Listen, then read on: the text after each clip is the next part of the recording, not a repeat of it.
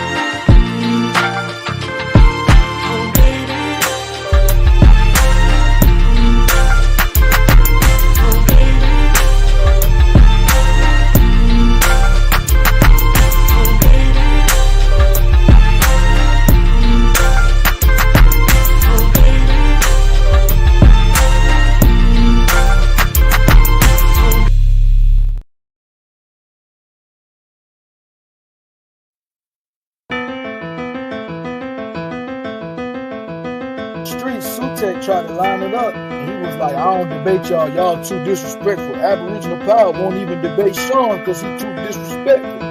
He is though. No, he really is though. I can't really like you, bro. You cool, not a coincidence. I actually chop it up, but niggas that come off too heated and disrespectful, like I said, I'll debate you, bro.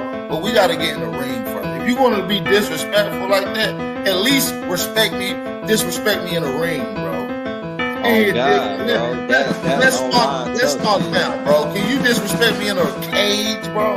Like, I'd rather just do that. Then we go straight from the cage. You know what I mean? Put your ice on the way to the motherfucking computer, and we'll debate directly after that, nigga.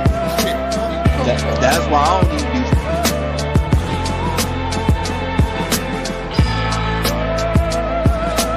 Fucking with the nigga and shit. You feel me? Like, it's like, wait, bro, talk like that.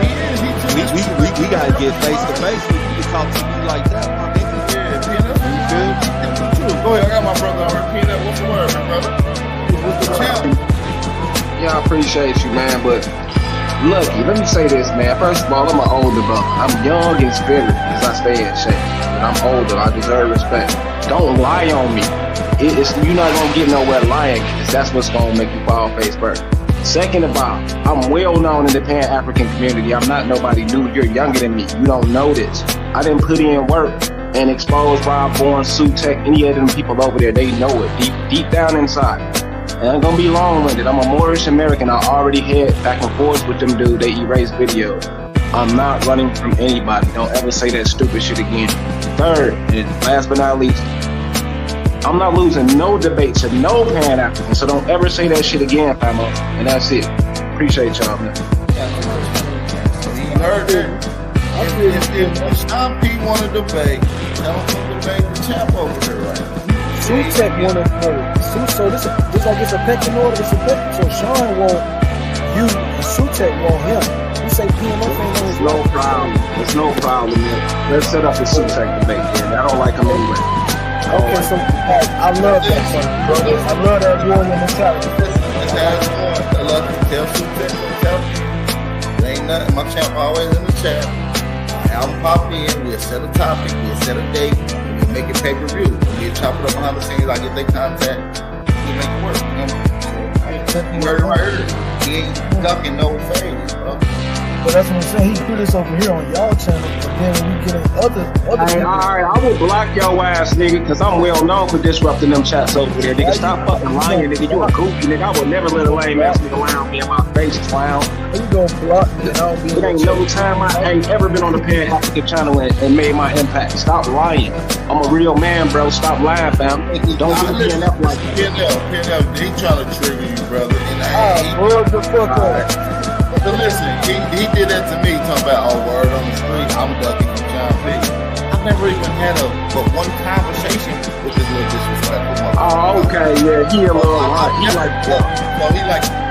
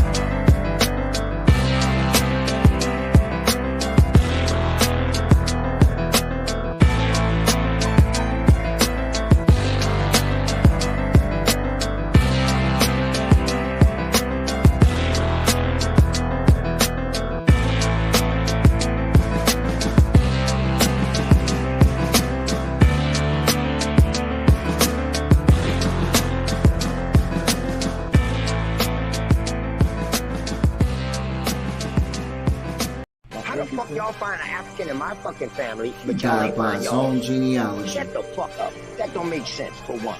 Listen, y'all don't know what y'all did. I feel like you standing on business. Y'all lied on me, because y'all don't even know if that's me. And if y'all can trace that shit back to it's me, it's only 2 people in YouTube that got my information. Yeah, he died by his own genealogy. You ain't an Indian, you ain't got a lot of me. Half of this track, best believe you lose a lot of sleep. Probably because you made it up to us honestly. You ain't a Cherokee, you ain't a Chickasaw, you ain't a Blackfoot, nigga get lost. You just a fool with low comprehension. So I gotta come through with the henchmen. NAC, Sean P, Shy Son, Lucky. Don't forget Jay, got no time to play. Caught an apple slipping with his genealogy. Now he's a con and I ain't talking about a singer. I'm coming for the top apple leader. He ain't a teacher, he's a preacher. He can't keep up, so we leave him. Yeah, he died by his own genealogy. You ain't an Indian, you ain't got a lot of me. Half of the track, best believe you lose a lot of sleep. Probably because you made it up to us possibly. You ain't a Cherokee, you ain't a Chickasaw, you ain't a Blackfoot. Nigga get lost, you just a fool with low comprehension. So I gotta come through with the henchmen. NAC, Sean P, Shy Son, Lucky. Don't forget Jay, got no time to play. Caught an apple slipping off his genealogy. Now he's a con. OTK, TKO. Now he's a con. OTK, you died. TKO genealogy.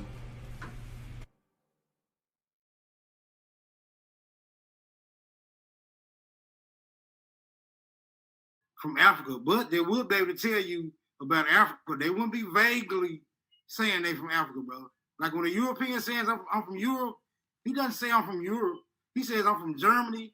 I'm from a particular province. I still got people out there, right? You know, when people say hold on. When people say they from Asia, they tell you where about from Asia they from. They tell you their province. They tell you they still got people out there. These people will confirm that they are indeed a part of their heritage. But you niggas was calling y'all African? Oh, mysteriously, you have no contact with the people you say you descend from. So I don't believe you. Bro. Hating Africa and hating the African, we ended up even hating ourselves without even realizing it. Because you can't hate the roots of a tree and not hate the tree. The roots of a tree and not hate the tree. You ain't no Indian, please try again. Everybody know you's an African. And Malcolm X said, you can't hate the root without hating the tree. Now take a look at you, you's a wannabe Cherokee. And I told you before, you need some therapy. And why you never show the genealogy? You owe your ancestors an apology. And you know they turning over inside of their graves just because you don't wanna come from a slave.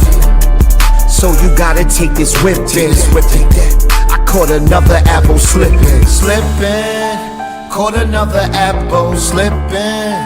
Caught another apple slipping. Caught another apple. Caught another apple. Caught another apple slipping. Ay, caught another apple slipping. Ay, caught another apple slipping. Ay, caught another apple. Caught another. Let's go. Caught another apple slipping. Caught another apple slipping. Caught another apple slipping. Caught another apple. Caught another apple. Caught another apple slipping. Yo, check this out, man. You wasn't already here, man. Dane Calloway lied to you, man. The research guy lied to you, man. Karimio lied to you, man. Your ancestors come from Africa, whether you like it or not. So no matter what you do, no matter what you say, you will always be an African. You can't deny the facts. You can't deny the evidence. You can't deny the genealogy. You can't deny the DNA. You can't deny it, man. Whether you like it or not, you are African. Caught an apple slipping. That's all we do. That's all we do. Let's go.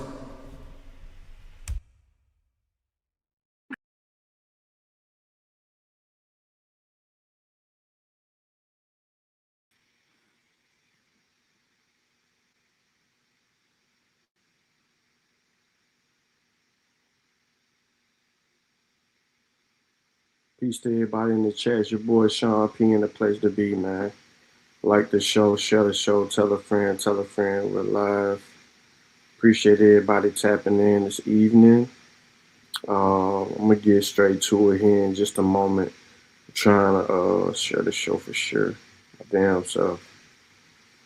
I hope y'all all having a good evening this evening. Yeah, there we go. So I want to say peace to who I see in the chat. What up, Zeke? Ramon. We got Kayla in the building. What's good? We got Mika fat-headed ass in the building. Melanated Goddess is in the building. We got some other people that ain't said nothing in the building. Teddy. Who else we got? Everybody else that hadn't commented yet. Peace to all of y'all, man. Look, hit the like button, share the show. I want to do y'all a favor. Yeah, I want to revisit the A00 debate, and I'm going to play a portion of the debate.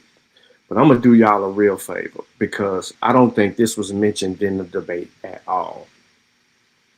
So I'm going to bring it to you because I know I didn't bring it to you before. I don't think Nat talked about this before. And they definitely ain't talking about it for sure. What up, Robert Lee? My thumb, my nail. Y'all can see it. Status of my nail. Here we go.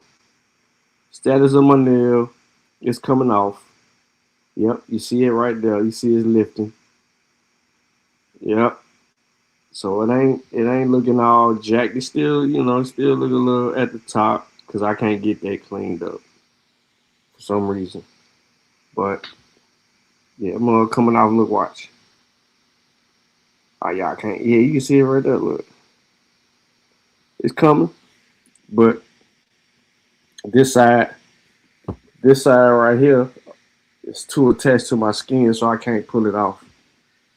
But yeah, it's coming. This is what happened when you slam your thumb in the car, though. Right here, y'all.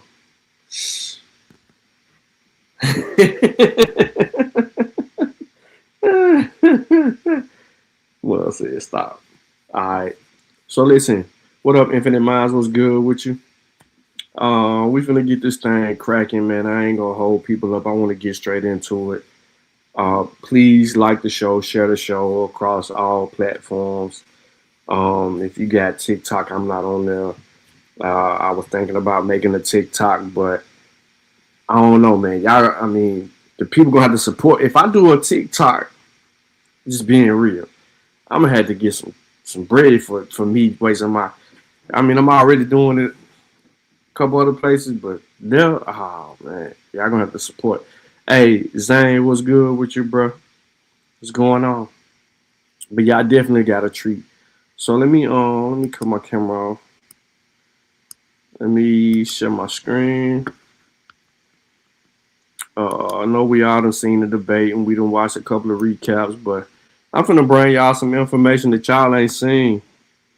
A lot of people haven't potentially seen it, but before we get started, I do wanna I wanna come back to this timestamp, and this is Dulcinea's first round, and I wanna play it.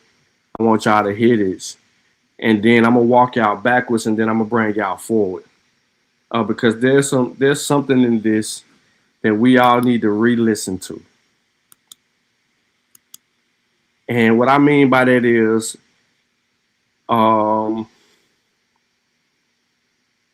about to show you somebody who does not have a command of the subject matter or the debate topic. And you could tell that immediately when they begin to speak. This is about the origins of A00. But I want y'all to listen to how far away from the origins of A00 we are in the early stages of this. Now, y'all heard it before, but did you really listen? Did you really listen? Let's go. All right, peace and love, everybody. So today we're going to be doing a study on Albert Perry's ancient Y chromosome DNA. She's in the middle of a debate, and she said she greets everybody. She tells everybody what? We're about to do a study on Albert Perry's ancient DNA.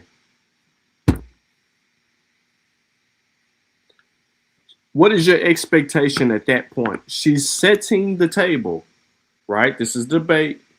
She's setting the table. What are your expectations? Lucky didn't already went. She's setting the expectations for her, what she's about to address. But just off the rip, I keep telling y'all, pay attention to the debate topic is the origins of Albert Perry. Is he African or American? And then pay attention to what she do. An observation with A00 being found in South Carolina. We're also going to run a peer review of some of the conjecture that we have against this information. But to do this, we're going to with the scientific method. We obviously have our observation. Then we have to ask scientific questions, not questions outside of science. Questions that are scientific can be tested. They rely on evidence of the facts or natural phenomenon, while the other questions are opinions, values. They're solely based on authority or supernatural. So our hypothesis today is A00 is coming out of America, and its origins originates in America. So we're going to look at the experiments that they have, define their problems, see their objectives, see how they designed their experiment, performed and collected the data, and then we can see the conclusion and rephrase their hypothesis. Let's see if the data actually supports or contradicts their hypothesis, and see if we can find the correct one of our own. And then the results are just going to speak for themselves. We'll know if Albert Perry's A00 is coming out of America or Africa. So some key terms that we're going to need is Y chromosome testing, the analysis of genetic variations on a Y chromosome passed down from father. Now, she told you the key information that we're going to need is Y chromosome testing. She sounds like she's on par when she starts dealing with her terms, but she says she's got to have Y chromosome testing. What kind of test do you have to take in order to deal with the Y chromosome?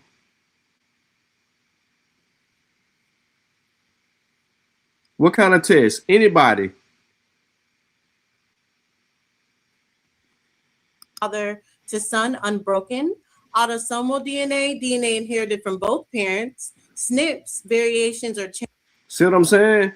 It's trying to sound too intelligent.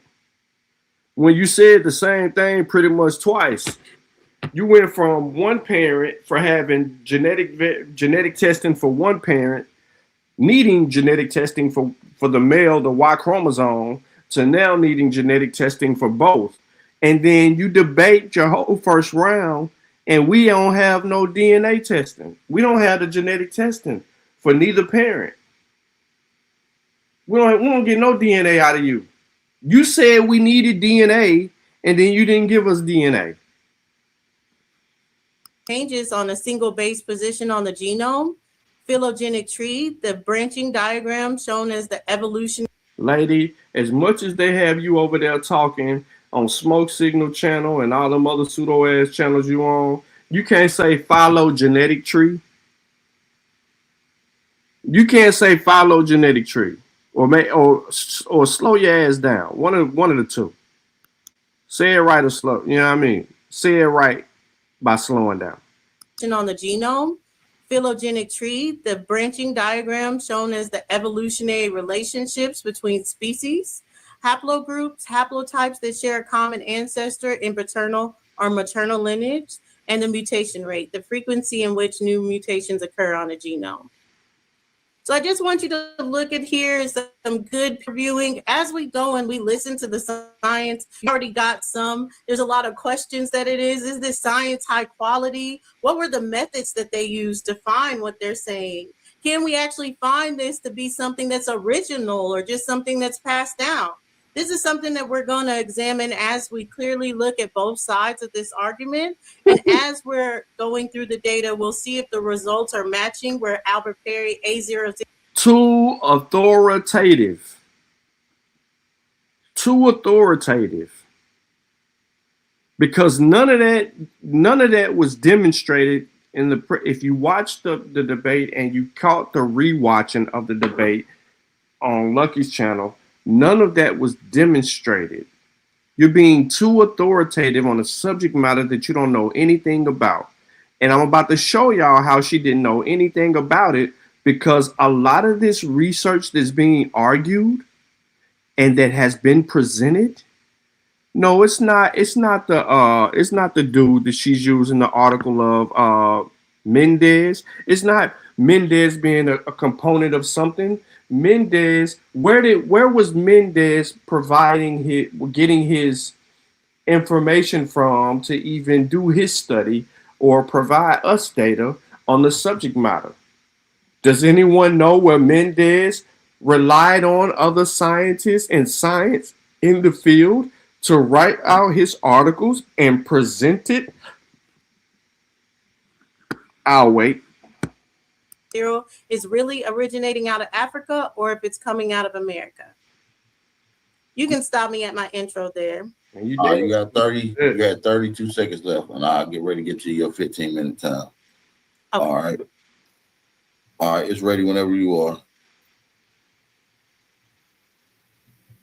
All right, you can start now. In the first round, we're going to go through some of these agenda-based theories that they're trying to masquerade as science. And then we'll go into the data of Albert Perry and see what it says. So we're starting off with Mark Caspi. He was born in March 1683, and between 1729 and 1747, he published The Natural History of Carolina, Florida, and the Bahama Islands. He would later be used by Carl Linnaeus in Species Planetarium in 1753.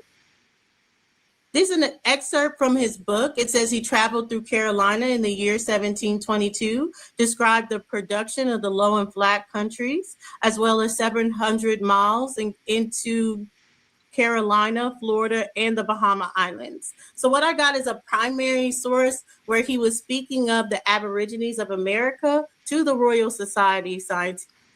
What in the holy fuck does this have to do with Albert Perry? Let's go back.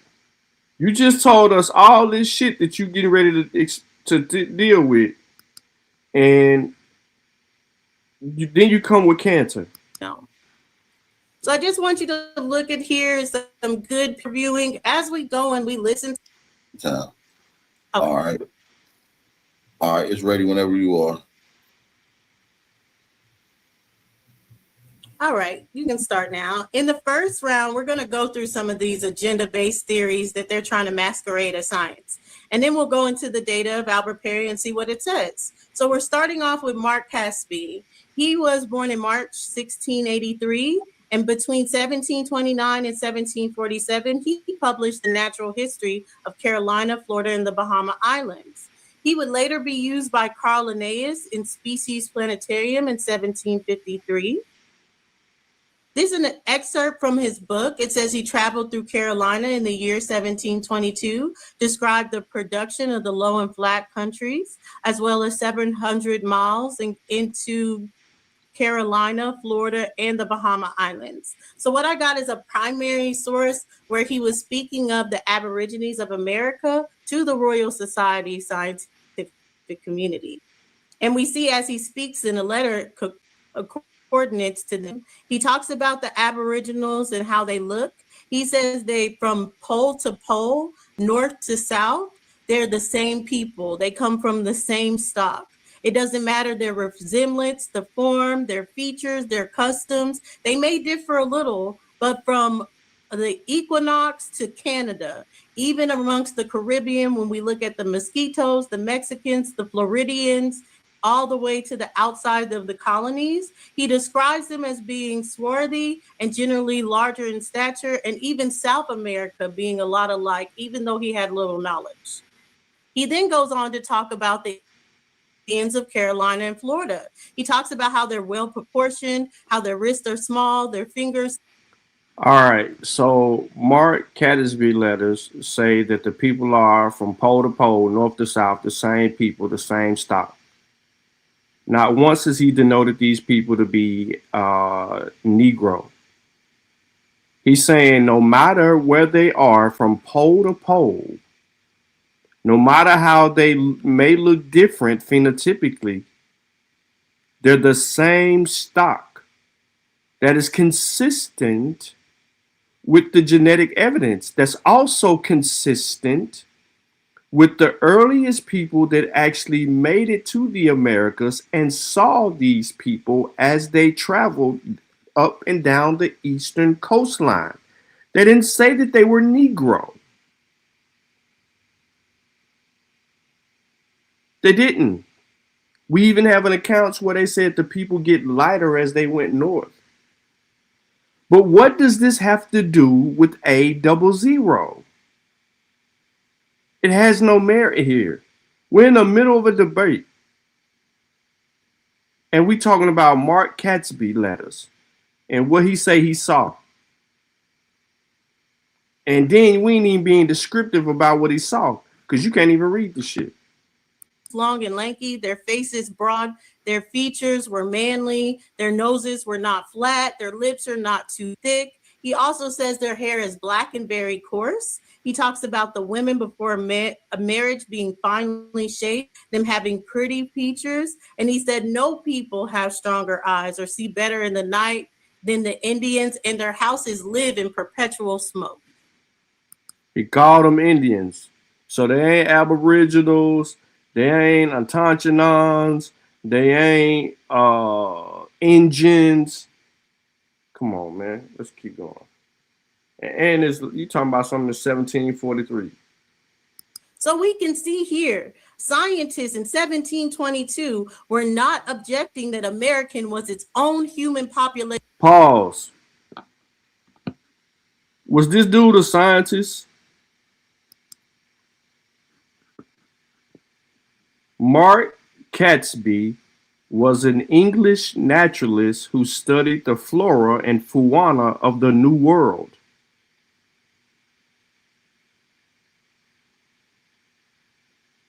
That's what he studied. The flora and the fauna of the New World, North America. He first published an account on the flora and the fauna of North America. It included 220 plants. What is it? I can't read it. Plates of birds, reptiles, amphibians, fish, insects, mammals, and plants. What does that have to do with Albert Perry? There you go. I had to change my damn thing. My bad, y'all. Y'all couldn't see it. I couldn't see it either. That one was blurry. Now we clear. Species Planetarium in 1753. This is an excerpt from his book. It says he traveled through Carolina in the year 1720.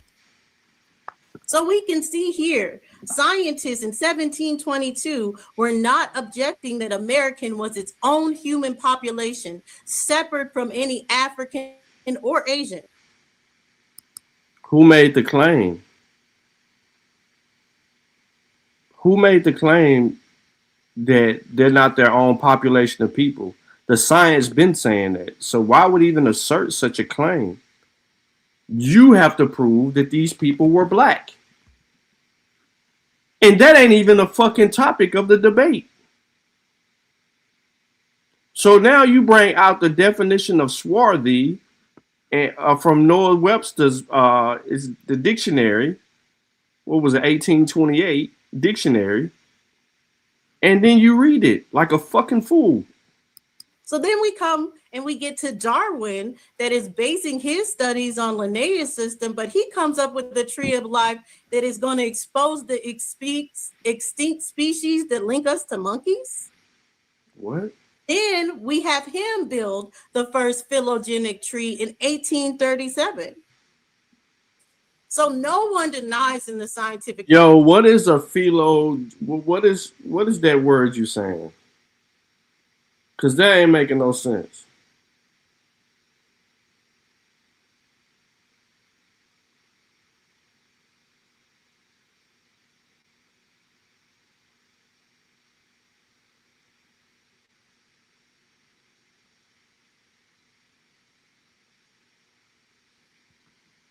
Community, the effects that Darwin has had for these racial categories that have nothing to do with science. Even so much so that the American Association of Biological Anthropologists apologized in 1996. And they give us a blueprint of when we look at genetics, what we can see as real and what we can see as fake.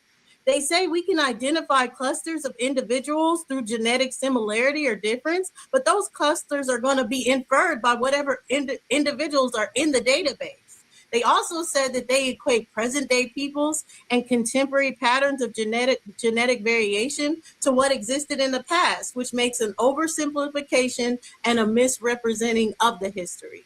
Then we come to the phenotypic variation, which they find to be continuous and based on adaptation, population history, and neutral evolutionary forces. They say because the environment generally changes gradually as latitude and longitude changes, we see a phenotypic variation that would go across the frequency of a range of populations. So how?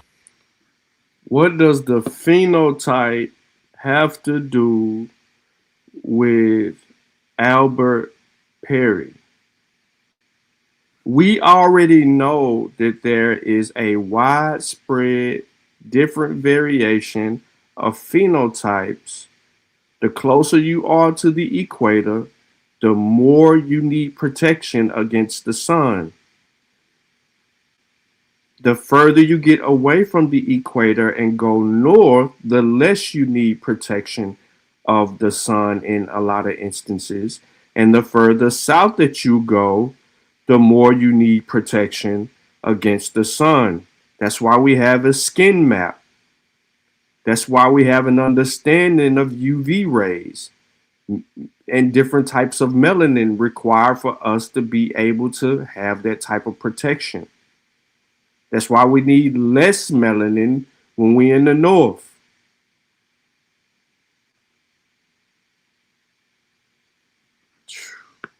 Jesus Christ.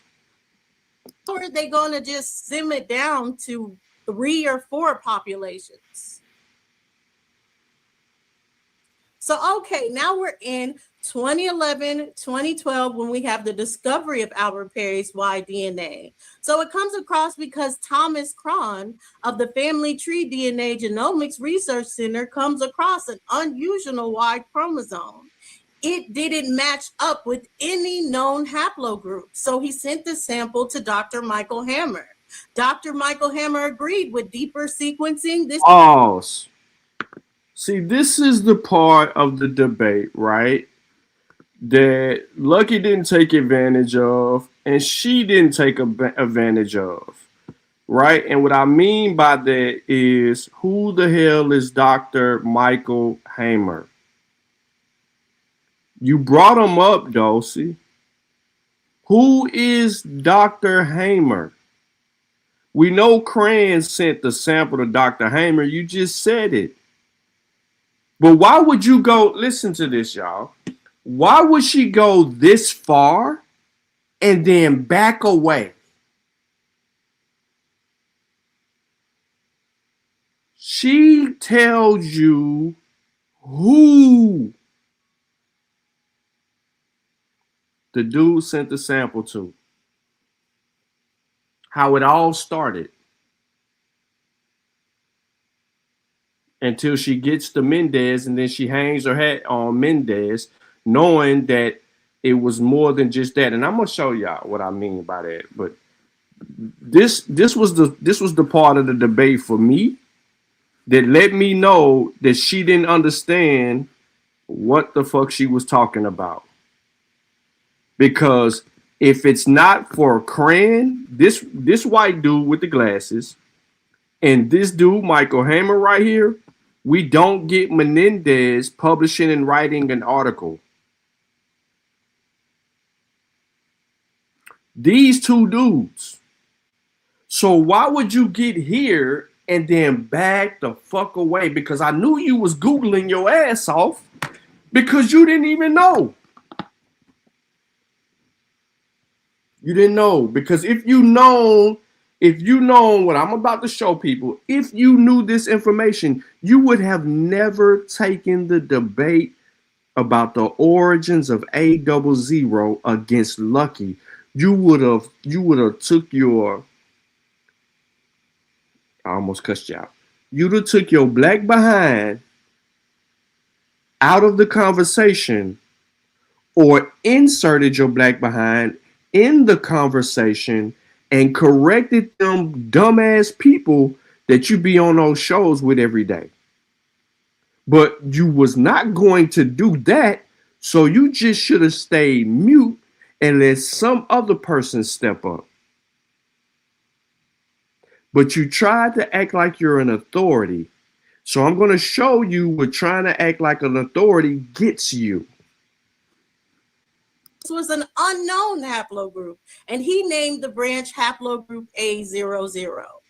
So we see about A00 that it's extremely ancient age combined with rarity of an A00 lineage. They say it has a very low frequency in Central Africa, but you remember that part. The A00 lineage was discovered in a large database of consumer samples of African Americans and had not been identified in any traditional hunter-gatherer populations in sub-Saharan Africa. They compared the Albert Perry 240 kilobases to a subset of these regions, 180 kilobases, previously known as the basal lineage A1B, which we renamed here A0. So this is not an A0 class. This is a known lineage that they have called A1B. But I thought Albert Perry didn't match up to any known haplotypes. So we come here to the 4 mutations that are in Albert Perry's A00. Boom, you did it again. How would Albert Perry not match up to any other types? Why would he not match up? Hold on, listen. We got to listen to her again. She got the article up here. Why are you not reading the article? This is what I mean. If you reading the shit, you wouldn't have never taken this debate. They're telling you. Africa, but you remember that part. The A00 lineage was discovered in a large database of consumer samples of African Americans and had not been identified in any traditional hunter-gatherer populations in sub-Saharan Africa. They compared the Albert Perry 240 kilobases to a subset of these regions, 180 kilobases, previously known as the basal lineage A1B, which we renamed here A0. So this is not an A0 class. This is a known lineage that they have called A1B. But I thought Albert Perry didn't match up to any known haplotypes. So we come here to— Who said that Albert Perry didn't match up to any known haplotypes? The article is also mentioning the IMBO individuals. It's telling you.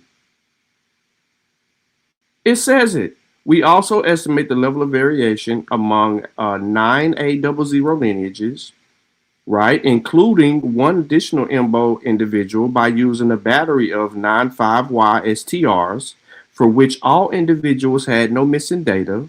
A medium joining network shows that the African American A00 lineage is 11 mutational steps from the nearest IMBO, and that the maximum difference between any pair of IMBO is 9 steps.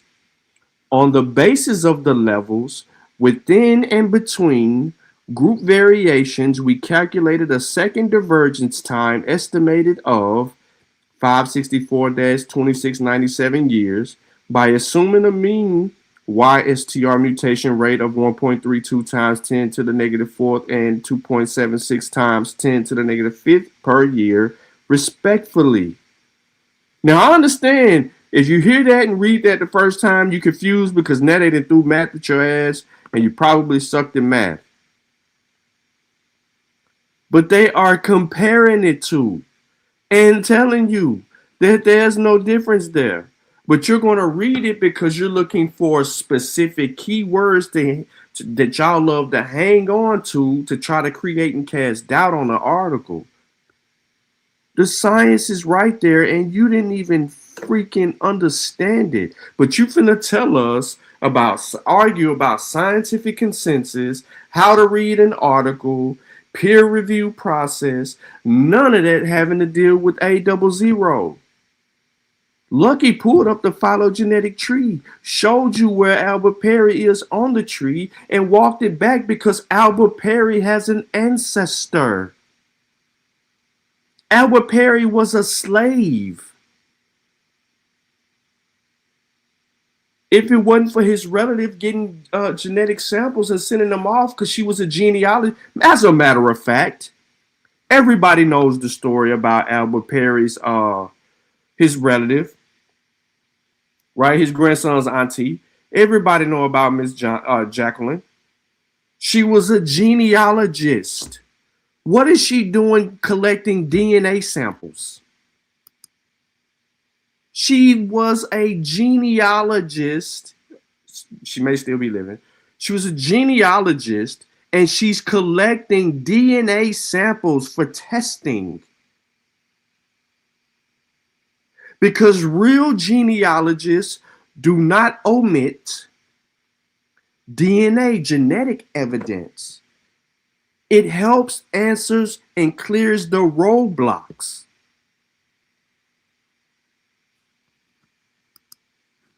But you tried to talk like you was an authority figure, so I'm gonna let you go ahead and get your stuff out because I really need to get to something. And boy, I don't even know if I'm gonna make it through another 15 minutes of this shit. God damn. Let's see. 12 minutes. The 4 mutations that are in Albert Perry's A00, but they're not even genotyped, but indicated as shared with the Imbo people to make it make sense as far as. Wait a minute. See, I didn't catch that the first or the second or third time. But listen to this slick shit. Where is she getting the shit she's saying from? Listen to this. This sound like this sound like Ling Ling when he was debating YK the Truth, and he was just making up shit. He was showing something on the screen, but he was just saying some shit that his sister, I think, might have been telling him, and he was fucking it up. Previously known as the basal lineage A1B, which we renamed here A0. So this is not an A0 class. This is a known lineage that they have called A. How is it not? What? Hold on. Say that again. Okay, she down here on her second highlighted point, right? Because she's not reading everything to y'all, so she's skipping over things, so you don't know what's going on. So she's reading the second part where it says genotyping of DNA sample that was submitted to the commercial genetic testing facility demonstrated that the Y chromosome of this African American individual carried the ancestral state of all known Y chromosome SNPs. To further characterize this lineage, which we dubbed A00, right? We sequenced multiple regions totaling 240 kb of the X degenerate portion of the chromosome, as well as a subset of those regions on a chromosome belonging to previously known basal lineage A1B, which we rename here as A0. We note that all sampling procedures described herein were approved by and performed according to the ethical standards of the University of Arizona Human Subjects Committee. 240 kilobases to a subset of these regions, 180 kilobases, previously known as the basal lineage A1B, which we renamed here A0. So this is not an A0 class. This is a known lineage that they have called A1B. But I thought Albert Perry didn't match up to any known haplotypes. See how easy she don't know? She said what she thought. She thought Albert Perry didn't match up to anybody. Then she just read the article that said that Albert Perry matched up to people. It is in this moment that you understand that she don't know what the fuck she talking about. She don't know. She just told you what she thought. No one really peeped that. She clearly came out and told us what she thought. So we come here to the 4 mutations that are in Albert Perry's A00, but they're not even genotyped, but indicated as shared with the M. What do you mean? What make you think that they gotta be genotyped? What do you mean by genotype? What are you really trying to say, lady? You confusing everybody. What are you trying to say? We want to know. We want to know. It's like it's crazy. This is what I mean by the playback. The playback be so crazy because she ain't even trying to listen, bro. People to make it make sense as far as the estimation of level of variation between Albert Perry and the IMBO. They say it would take 11 mutational steps to get to the nearest IMBO between the Albert Perry's descendant. But any pair of IMBO, no matter if you go to the past of 200,000 years to the present, the greatest mutation. Pause. Where is she reading it at? That ain't on none of that shit. That ain't on nothing that, anything that she's saying right now, it ain't on none of that. What she talking about, it ain't on none of that.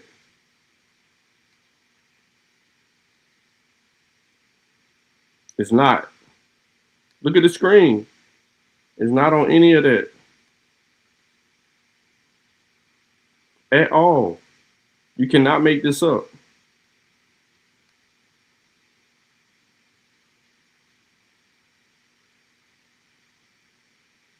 Can't make it up. There's nothing on here that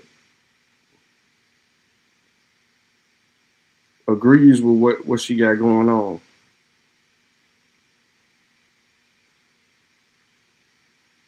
She's just saying stuff.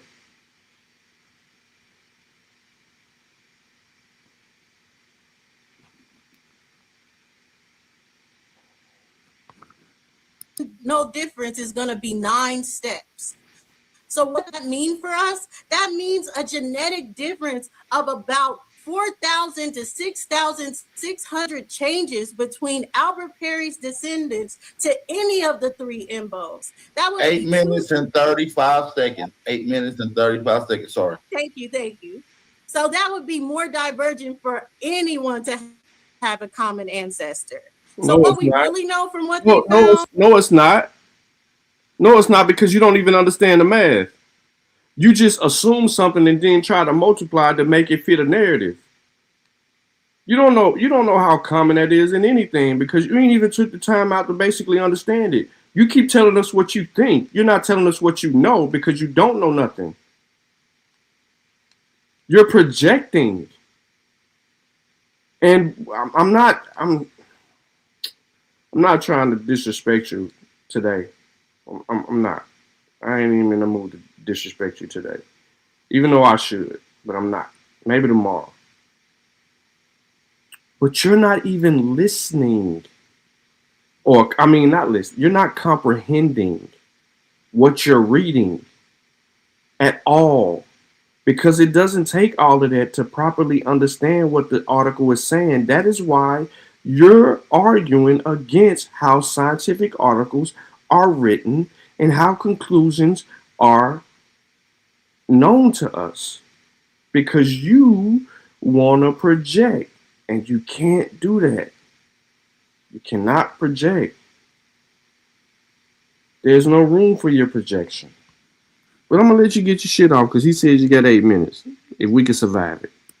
Is that an American male carrying autosomal DNA was able to show us a basal Y chromosome, A00, that was longest existed than we've ever seen before, estimated time of 338,000 years. By the way, where the hell you think they got A00 from?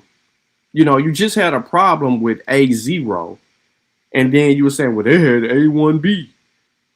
You just had a problem with A0. Where do you think A00 come from? Make that make sense. Remember, this is about the origins. Now, and this is your first round, and you took us on a whirlwind with all this irrelevant shit. And now you're dealing with Mendez's article and the information in Mendez's article, and Mendez is telling you the Imbo people, and he keep going Africa. Remember, we're talking origins. You have no one in America to compare Albert Perry to. His grandson, right? His grandson, or all the people that has been passed down through his grandson's son. But what you fail to realize is you couldn't put it in nobody before Albert Perry.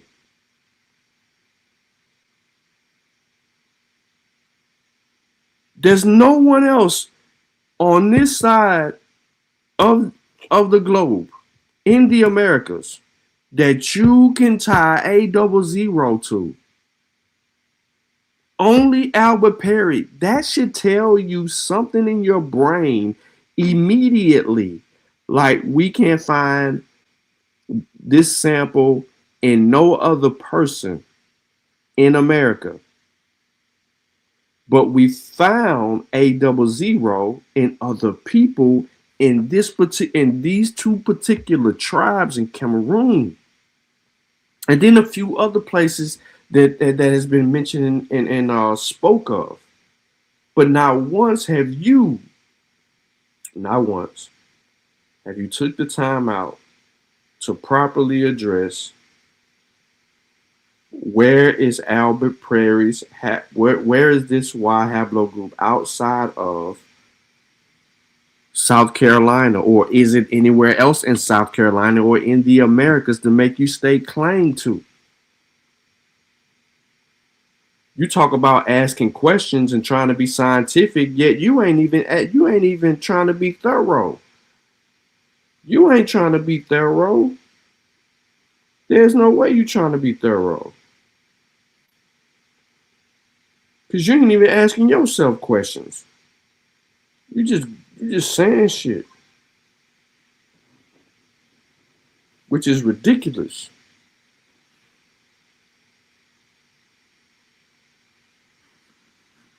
Years ago, it was older than any haplogroup or DNA that we had known to this point, and it was older than any of the human fossils. It was only discovered through a consumer genetic database. So then we come to the SNPs here. SNPs are a single letter change in a DNA code when comparing two separate people. So you have A or lineages. So you have A, C, G, and T. Most people may have A in one position and another group have G. Then we would call that position, that change, a SNP, a genetic timestamp. But this is based on them being actual common ancestors. So what is the inferred genotyping that they did? Why would they be considered common ancestors? You see what I'm saying? Like, why would they be considered common ancestors? What in that last screenshot would get you to even use the word common ancestors? At what point? You're talking like you are an authoritative on the subject matter, yet you have not done the due diligence to help us understand what it is that we should be understanding pertaining to Albert Perry origins. He can't be the first. The man was a slave. The man had parents. He had a mother and he had a father. Albert had a mother and a father. Where are those people? Did you look for them? His family member was doing the genealogy. Did you bother to try to get that information? Did you try to help yourself figure out where this mofo from? Why is he doing this and that and the third, and what his family is saying? Did you pay attention to what his family was saying as they were recovering information that they were researching regarding the subject matter? You didn't take none of that into consideration at all. You had a belief and you ran with your belief based on your belief. And it is here again at this moment that I know that you don't know what you're talking about. This is very complicated what you're trying to do.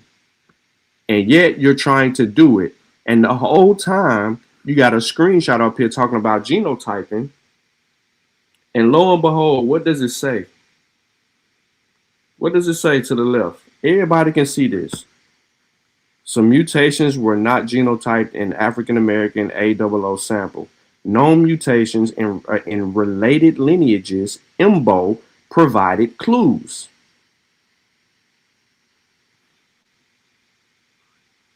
What tribe in America is the IMBO? If the origins are in America, what tribe in America is the IMBO? Make it make sense. Remember, this debate is about origins. We need them origins. Please and thank you. With the IMBO, basically they compared tested SNPs across multiple lineages in Africa, shared the mutation, and estimated the untested ones. This is not what they did with Albert Perry's DNA. How do they you had know direct that? genotyping. Wait a minute. How do you know what they did or did not do with Albert Perry? How do you know what they did or didn't do? You can't sit here and say what they did or did not do, and you don't have the evidence for it. You don't. You don't possess the evidence for it to say what they did or did not do. You don't even know what they did. And this is how I know you don't know what they did, because you skipped it. You started doing shit looking to support your bias, and you didn't properly evaluate the shit that you was looking at. And I can tell it because everything you're doing is a workaround the origins. You ignored it. Every slide kept telling you IMBO, IMBO, IMBO. Why does this keep coming back IMBO? They're telling you the IMBO people. You keep going back to it. Keep going back to it. They compared the samples. But see, there was key information that I mentioned the other day, right? Which really was the one. And you know, we gonna get into that. We definitely gonna get into that. Let me let you just rock out so I can kill you with kindness. Direct sequence based of the 240 kilobases, and they identified all the SNPs. 1 second, can you pause my time? How much is it? Because I have to stop sharing. Your time is paused at 6 minutes and 56 seconds.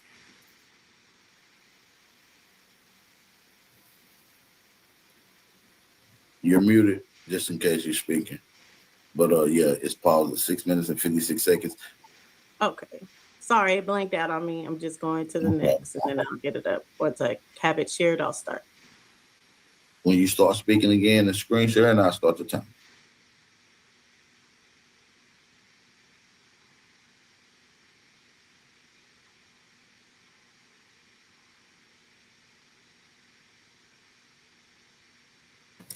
Shout out to everybody that's in the building, man. Drop those fire emojis if you're enjoying the debate. Make sure y'all take some notes for those that want to ask some questions in the after party. We will be hosting an after party after this, so make sure y'all tap in with the tap in. Also, support the channel, thumb up the video, and donate, man. This is a free debate, but hey, support the channel, support the host that's doing the most. This is a blockbuster. This is fire right here. Let's go. All right, I'm ready. We'll start from the current screen. We're comparing the different populations, like the Africans, to Albert Perry and the Y chromosome. So Sorry, it looks like it stopped again. Pause it again. Sorry about that. Why are they comparing it to the Africans? You ain't even asked yourself, honestly, why are they comparing it to the Africans? What was the intent and purpose of that? Why?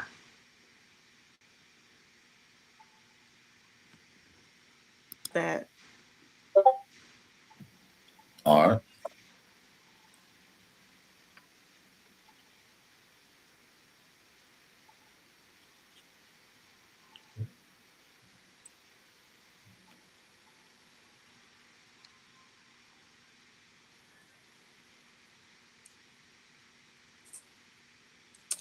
Okay.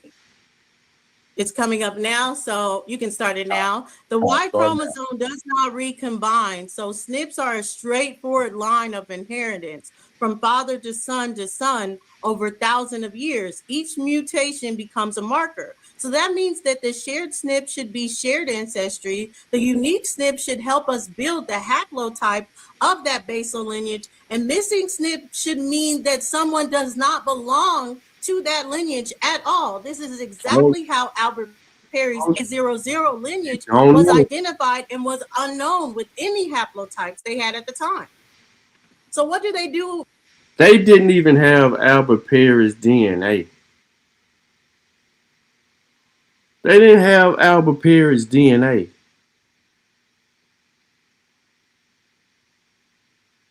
You gotta first obtain Albert Perry's DNA,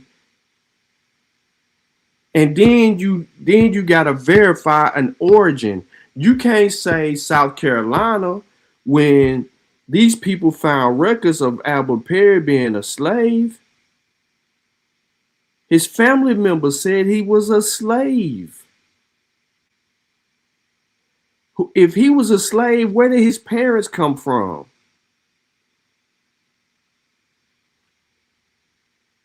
You ain't even doing the proper, you're not challenging your own belief.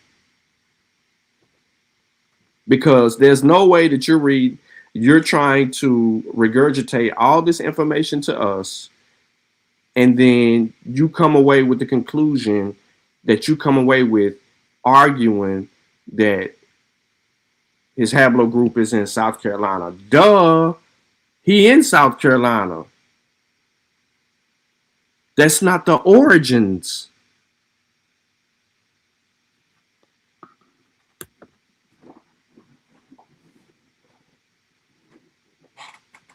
That's what you can't get over. It's not the origins. Now, instead, with inferring missing DNA, take the sets of reads and let's imagine them to be bases of the EMBO DNA and our reference genome being Albert Perry. They basically take the sets of reads that they get from the EMBO and copy and paste them into the reference genome. See? Who said that they got the shit from the EMBO people and then copied and paste? That is not the process. It's not the process. You need to talk to a geneticist and understand how they can compare the DNA samples. They don't copy and paste samples. They compare them. At what base points are these showing the same? How do you know that somebody's your relative? At what point in the genetic testing do they find out that your mother and father, that you're 99.99% the father of a child? At what base point? That's ancestry. But you're not even looking at that. Because it says why this matters. Inferred DNA is not observed DNA. Rare lineages, A00, ancient DNA suffer the largest reconstruction. Reference bias can distort the final haplogroup call. Deep ancestry can be pulled toward African dataset automatically. Unusual SNPs can be erased or corrected. They didn't genotype Where did you get that from? How they infer the missing DNA? Where did you get that from? Because this isn't talking about the DNA. This is talking about missing DNA. Whose DNA is missing if they got Albert Perry's and they got the Embo peoples? Show me A00 before Albert Perry. Who they done dug up? They got bodies. Which Paleo Indian has A00? Male. And then build upon that missing DNA. So the inferred DNA is not observed DNA. It's not something that they know it has components of A00 and Embo. They're inferring that it does. It ends up being a reference bias for the. Who is inferring? Man, I'm trying to let her get through, bro, but she keep making claims in the middle of her fucking debate about the origins of A00, and she ain't even giving us nothing. I know haplocall, and the deep entry ends up being tied to African data sets. Unusual SNPs are usually just erased or. Why do you think that they're comparing it to African data sets and they're not comparing it to Indian data sets? Do you know the answer to that? Do you know why they're not comparing this to Indian data sets or the First Peoples data sets?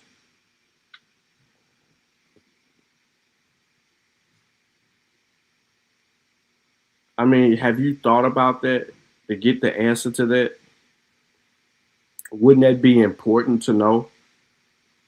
That why they not comparing it to Indians? There's something telling us the reason why they're not comparing it to Indians.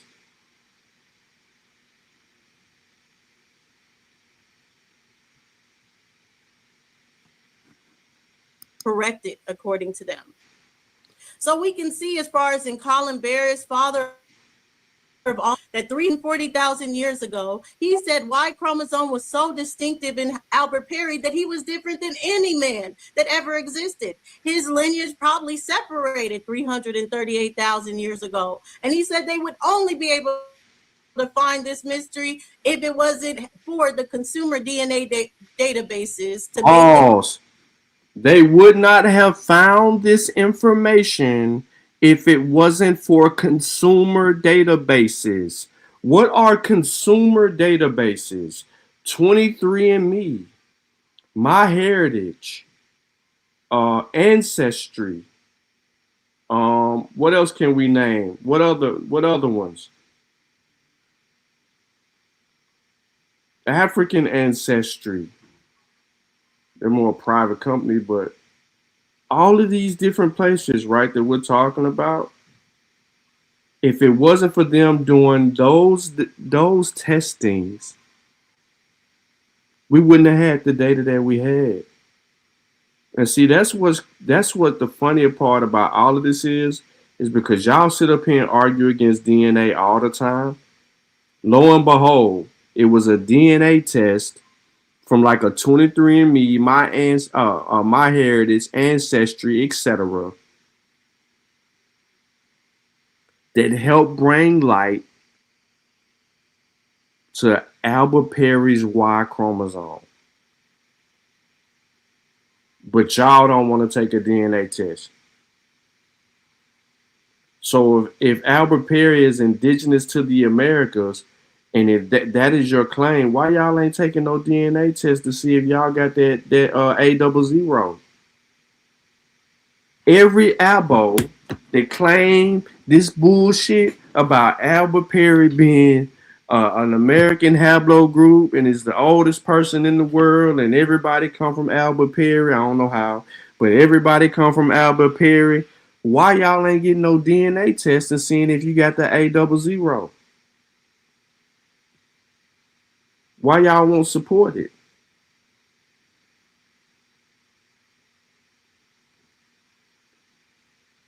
I I mean, we just want to know why y'all, what's up with you. We trying to know what you scared of. But go ahead, do your thing. You put a whole new science article up here and you got the science in front of you, and you still fail to comprehend what the scientific article is telling you. This is crazy. Discovery possible. We see other scientists that were coming against their unusual practices. How were they using unequal lengths of DNA? Whoa. What scientist was coming against the other science, and as it pertains to the origins of A00? There's not a single scientist that you have brought forth that went against anything that has been argued about the origins of A00. Mendez didn't say it. Cron didn't say it. Hammer didn't say it. The articles that you've been showing on the screen ain't saying it. So how are you coming to the conclusion based on what data?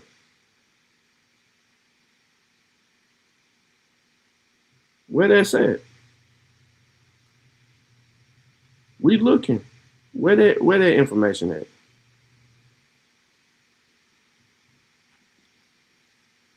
Because we looking. We can't find what it is that you're referring to because it don't exist. To compare, and they had an estimated mutation rate that just was false and wouldn't fit in the plan of how genetics work. How?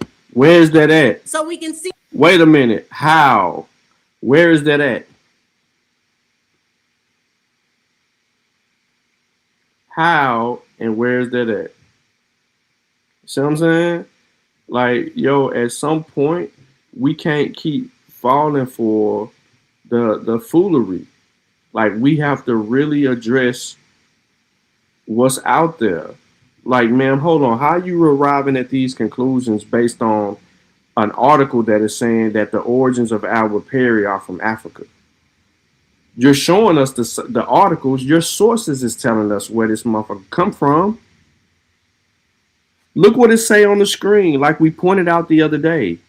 In this box alone, this comes from the study. The revised atom, the former atom. Everybody else tested. A few central Albert Perry. Look at that. That line. Like everything that you're showing. 11 STR mutational steps. Shares basal haplogroup A00 but lacks derived SNPs found in EMBO. Albert Perry. Who was he compared to? Cameroon, 0 to 9 STR steps. Like it's just funny to me that we're using the science and we're not using the science. Why are we not using the science?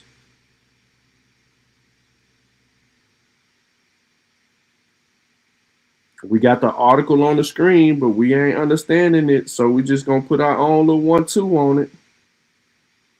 Let's remix it.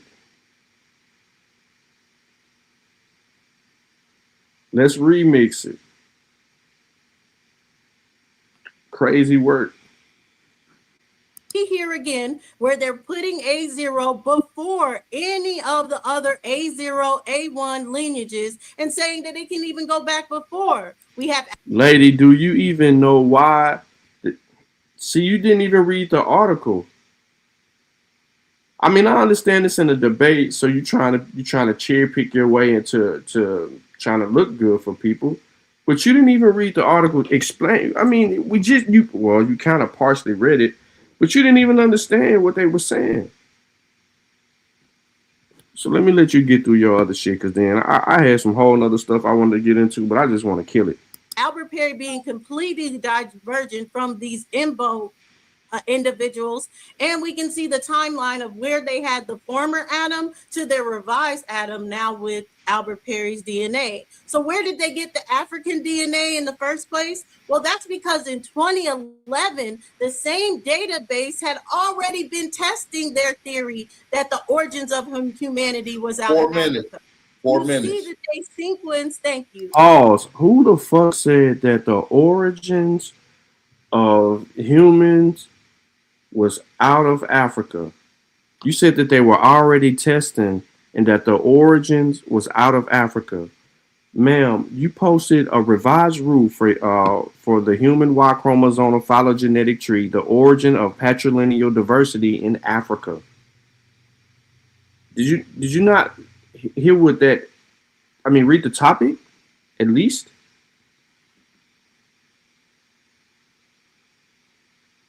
That's your topic. And you highlighted something, but the article was telling you exactly what's going on. African DNA samples show the deepest clades of the revised MYS phylogeny are currently found in Central and Northwest Africa, opening new perspectives on early human presence on the continent.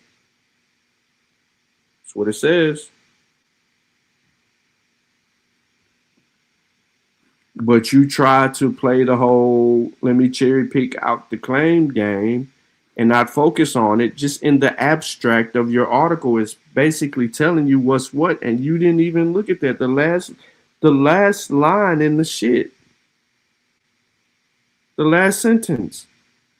An analysis of 2,204 African DNA samples showed the deepest clades. I mean, what are you doing? What are you doing? And as I told y'all before, it is this type of behavior that tells me that she don't know what she's talking about. And I kept telling y'all this, and I'm letting y'all see it for yourself. You see that they sequenced about 200 kilobases of a male-specific region in the human Y chromosome. Didn't they say they compared Albert Perry with 180 kilobases? Sounds like about 200. So let's see what they said. They interpret supporting an African origin for modern humans. They had the Gozoin and the Ethiopian. They did what? What did they do, Dawson? What did they do? When the scientists got done doing their comparisons, what they come up with? What's the origins of Albert Perry? A male-specific region in the human Y chromosome. Didn't they say they compared Albert Perry with 180 kilobases? Sounds like about 200. So let's see what they said. They interpret supporting an African origin for modern humans. They had the Ethiopian about 200. So let's see what they said. They interpret supporting an African origin for modern humans. They said about 200. So let's see what they said. They interpret supporting an African origin for modern humans. About 200. So let's see what they said. They interpret supporting an African origin for modern humans. They had the Gozoin and Why the hell are we having this debate? Why are we having a debate? Why? The Ethiopians of East Africans being the largest or deepest lineages of phylogeny. But they said with clade A, when they defined amongst the Africans and the markers, they were not even a monophyletic group of lineages. That means even all the Africans didn't relate to each other. They used an analysis of African. Why would they all relate to each other? Africa is the most diverse continent on the planet. Why would they relate to each other? Help me understand that. Why would everybody just necessarily relate to each other when it's the most diverse population? It's the most diverse on the planet. They don't need to relate. Africa's so big, these people are isolating themselves from one another in these areas as they're migrating through. This is how you come up with. Never mind. You ain't gonna understand. Let me let you get your shit off. DNA samples that showed that the deepest clads were revised in the phylogeny to be found in Central and Northwest Africa. So we see here that they talk about finding the A1B. That's one of the deepest branches that they find in the African genetics from the Y chromosome, as well with A1A and A2T. Remember, they reclassify A1B as A0. They say the 4 subjects, 2 Berbers from Northwest Africa, 1 Tuareg, and someone from Niger would make up what is the clade A1A. And this clade would be detected in West Africa at low frequencies. Do you remember what they said about A00 being in West Africa at low frequencies? So it's not A00 that is. It's What the fuck are you talking about? What are you talking about? You literally just said it. And then now you just tried to cast doubt. Because you ain't reading from this article. You're not. You're just talking.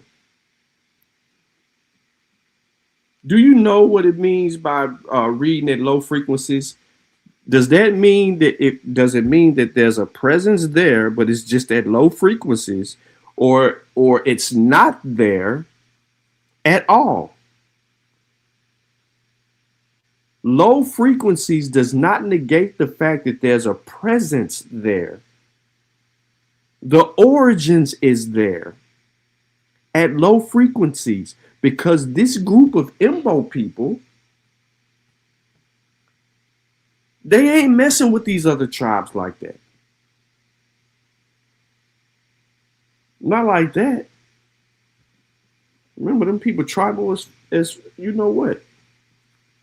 That don't even matter. It's the mere fact that you brought this 2011 article up, and then you ain't even reading it. You ain't even using it correctly. A1B. They also identified this in the Pygmy in the southern Cameroon. Oh wow! It was classified as Wait A1B. a minute. Time out. Wait a minute. So they found A00 in the Pygmy? See, this is why you had my brother. You had my brother mad the other day because he was listening back to the show from the other day and he came into the chat. And I don't want to put his business out there, but I'm going to put his business out there. Somebody on the Masi ancestry is linked to all of this shit that you're talking about. To a degree. Because he's a pygmy. He's definitely, ancestrally, is a pygmy.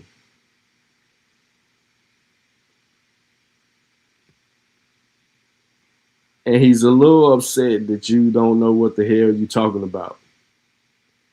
Because we're dealing with someone who was a slave. And you thinking that y'all wasn't enslaved. So now I'm confused all the way. And let me look at the chat real quick. Yes, we have a member of the Masi that is related ancestrally in his genetics to a pygmy. He the pygmy, man. He just said it live on the show. He might even be in the chat right now, but not even saying nothing.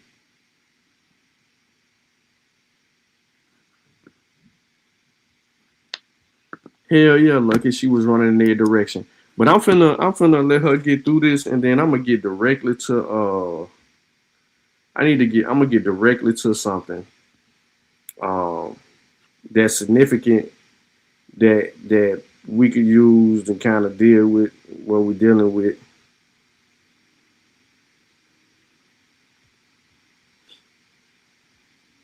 But yeah, let me hit this play button. So just because it's to A0, it doesn't make it the same haplogroup, especially since this was already published in 2011 before they found Albert Perry. Didn't they say Albert Perry's was unknown DNA? How did they not know that the haplogroup that they were looking for was already in their African databases, since this is all from family tree DNA? So let's go ahead and take the observations for what we really know from what they found in 2013. Yeah, come on, They break it down. discovered can sample. They had 240 kilobases sequenced from that. That was an extremely basal branch, end up being the base lineage for A00. The IMBO samples were not sequenced or genotyped, nor were they confirmed matches, and they were far more divergent. Wait a minute. So here's another claim. She said that she claimed that the IMBO were not confirmed matches. She said that the IMBO people were not confirmed matches.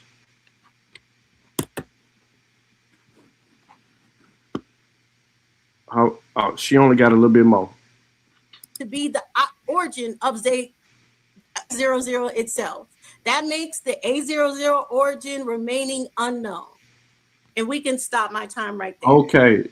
So I have a minute. So Lucky, in this debate, because I know you didn't catch it, because I didn't catch it, because you can easily get ignored. She is admitting in this debate that the origins for A00 are unknown. This is her work right here. She said the IMBO people were not confirmed matches. Says Perry is more divergent from IMBO. She don't even know what that means. She never defined it. But this, and then she has a minute left, and then she starts saying a whole bunch of crazy stuff.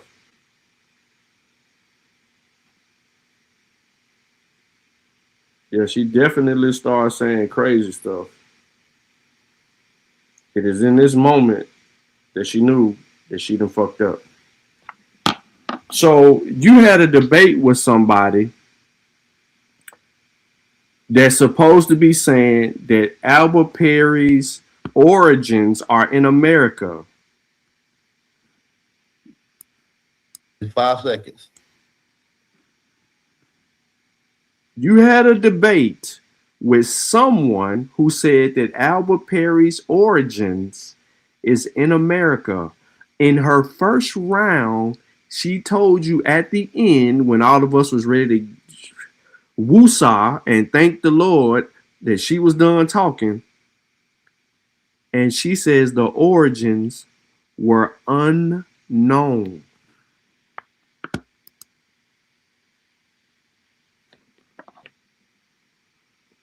If this don't tell you she don't know what the hell she talking about, I don't know what else can help you see that. That's why sometimes you got to listen 2 or 3 times. You got to run it back. You got to run it back.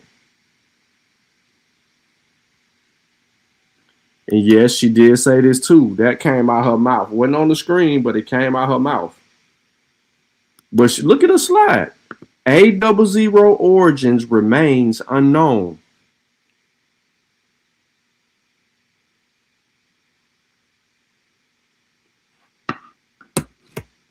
You debated this lady and she told you that he was from America. And here it is, in her first round, she tell you that, you know what, the origins is unknown. Why the hell y'all still debating? The shit was over with. Because you the only one talking about the origins. You're demonstrating and showing the information. She literally said that. Hold on. Yeah, I wasn't looking at her slides for it because I can't tell what she made up and shit. Because she kept hitting around. Oh, right here. A00A. Yeah, this right here. A00A. Yeah. All right, so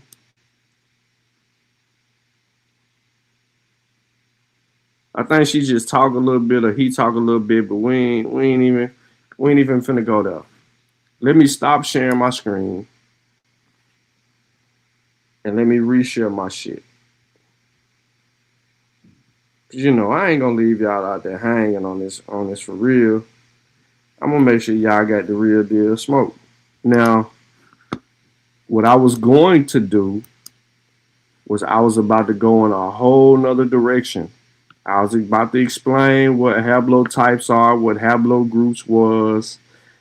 I was about to, go over some basics of genetics, some things that we all could properly understand. However, I'm gonna leave that in the chat. I mean, in the description of the video.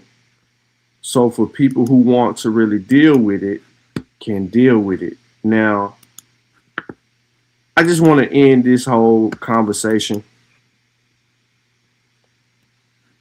the right way, and then I'll come back into my other shit, and then we'll go from there. So this is for teaching purposes and learning purposes only. Hopefully they don't flag me for this shit. But even if they do, I don't mind removing the bullshit. But let's talk about this.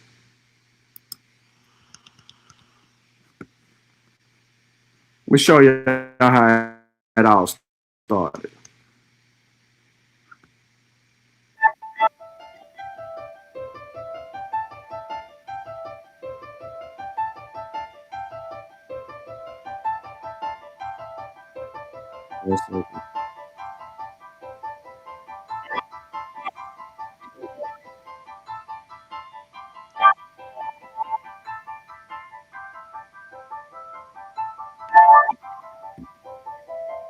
To set the stage, this is a public symposium. You see the date, May 10th, 2013. Public symposium regarding the subject matter. We ain't gonna play around with it. We ain't gonna do this, that, or the third. We're gonna get straight to the smoke. You know what I mean? We're gonna get straight to the schmizzo. You know what I mean?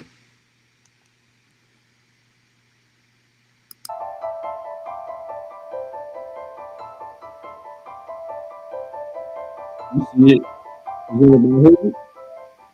I'm going to talk a little bit about genetics, and particularly I'm going to have to touch on some of the highlights over the last couple of decades, just very briefly. But it's well accepted that modern humans originated in Africa and spread out from there. But what's really not well understood is the extent to which the ancestral population that gave rise to our species was isolated, and to what extent different archaic forms may have contributed to modern diversity. And I think answering these questions is going to be very important for understanding the origin of innovation, how these innovations may have been shared, or how they were uniquely adapted to one small area of Africa.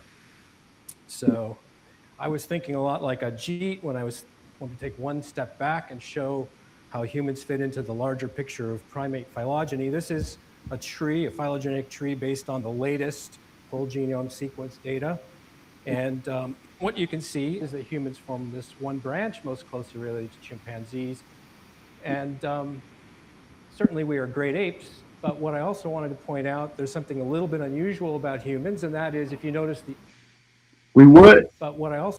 Mike, Dr. Hamer, what you say we are? Run that back. Also wanted to point out there's something a little bit unusual about humans, and that is if you notice the other great apes have subspecies or closely related... Hey, the doctor said we great apes. Why would you put somebody in your presentation, Dulcinea? Why would you put somebody in the middle of your debate who said we great apes? Why would you do that? You used him. You put his name on the screen, but you never knew his argument. This is what I was talking about, y'all. She don't know what she talking about. I kept trying to tell y'all this, man. Y'all don't be listening. Because if she knew, she would do. I wanted to point out there's something a little bit unusual about humans, and that is if you notice the other great apes have subspecies or closely related forms that they coexist with. For example, orangutans is the Sumatran and Bornean orangutan. Gorillas, there's 3 or 4 different subspecies of gorillas, lowland, eastern and western lowland gorillas, mountain gorillas, which aren't shown. And then, of course, in chimpanzees, we have bonobos, and then 4 different subspecies. chimpanzees, and we stand alone here. And so the question is, how did we become the last standing representative of the genus Homo? And one possible answer is that, or why are we alone? One possible answer is that our success resulted in the demise of what might be considered subspecies, though I know Chris stays away from that word, just closely related groups, genetically differentiated but related morphologically groups. And these could have been, as we know very well from the fossil record, coexisting with us for a long time, but have since disappeared. So let's take a little bit closer look at the tip of that human or that hominid branch. And as has already been pointed out, the fossil record is reconstructed, and we can see the time at which presumably these different forms existed. I've color-coded them to show that yellow is Eurasian forms specifically, and dark blue is African forms. And the ones that are found in both places are mixed colors. And you can notice, again, the couple of major points that Homo sapiens is a very young species appearing only in the last couple 100,000 years, and that the fact that there's overlappingness in these bars suggests that they were coexisting for quite some time. So what happened to these other forms, and how did we become the last standing representative of the genus? Well, that brings us to the models, also covered by Chris nicely, and I do have Chris's picture up here, and Milford Wolpoff, who's very well known for his putting forward the multi-regional evolution model, which I find to be a very interesting model from a population genetics point of view, where you have the gradual transition from archaic to modern form over the full range of all these different groups in Eurasia and Africa. And this is seen to occur because they're connected. They're all connected through this sort of trellis-like pattern with these little blue arrows representing gene flow, which is the steady process of migration of individuals from one group to the other, interbreeding.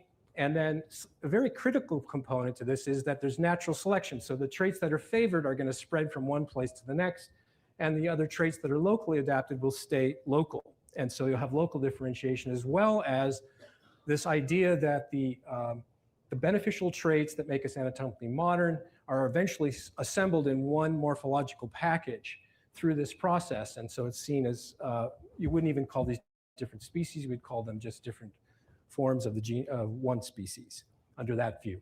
Now, of course, the extreme alternative view is this recent out of Africa model, or the complete replacement model, which suggests quite differently that all of the traits that make us modern trace to one place, a single population in Africa. And whereas this model would predict that some of our genes would trace back to many of these different ancestors in the past, all of our genes would trace back to one local group in Africa. Imagine being able to build an app with your name on it, just by thinking about it. Meet Base 44, a complete AI creation platform. Describe what you want, and watch it take shape. You can plan, customize, and expand in any direction. From tools built for one, to platforms ready for many. From passion projects to enterprise-grade systems. Everything is built in and ready to launch. It's a new world of creation, where you can go as far as your imagination takes you. Can you imagine it?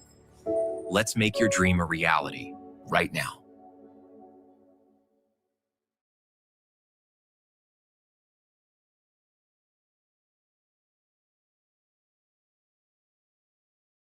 Sex. I said it. Now you're probably thinking about it. And that's how it starts. Your brain. So those are predictions of the two models.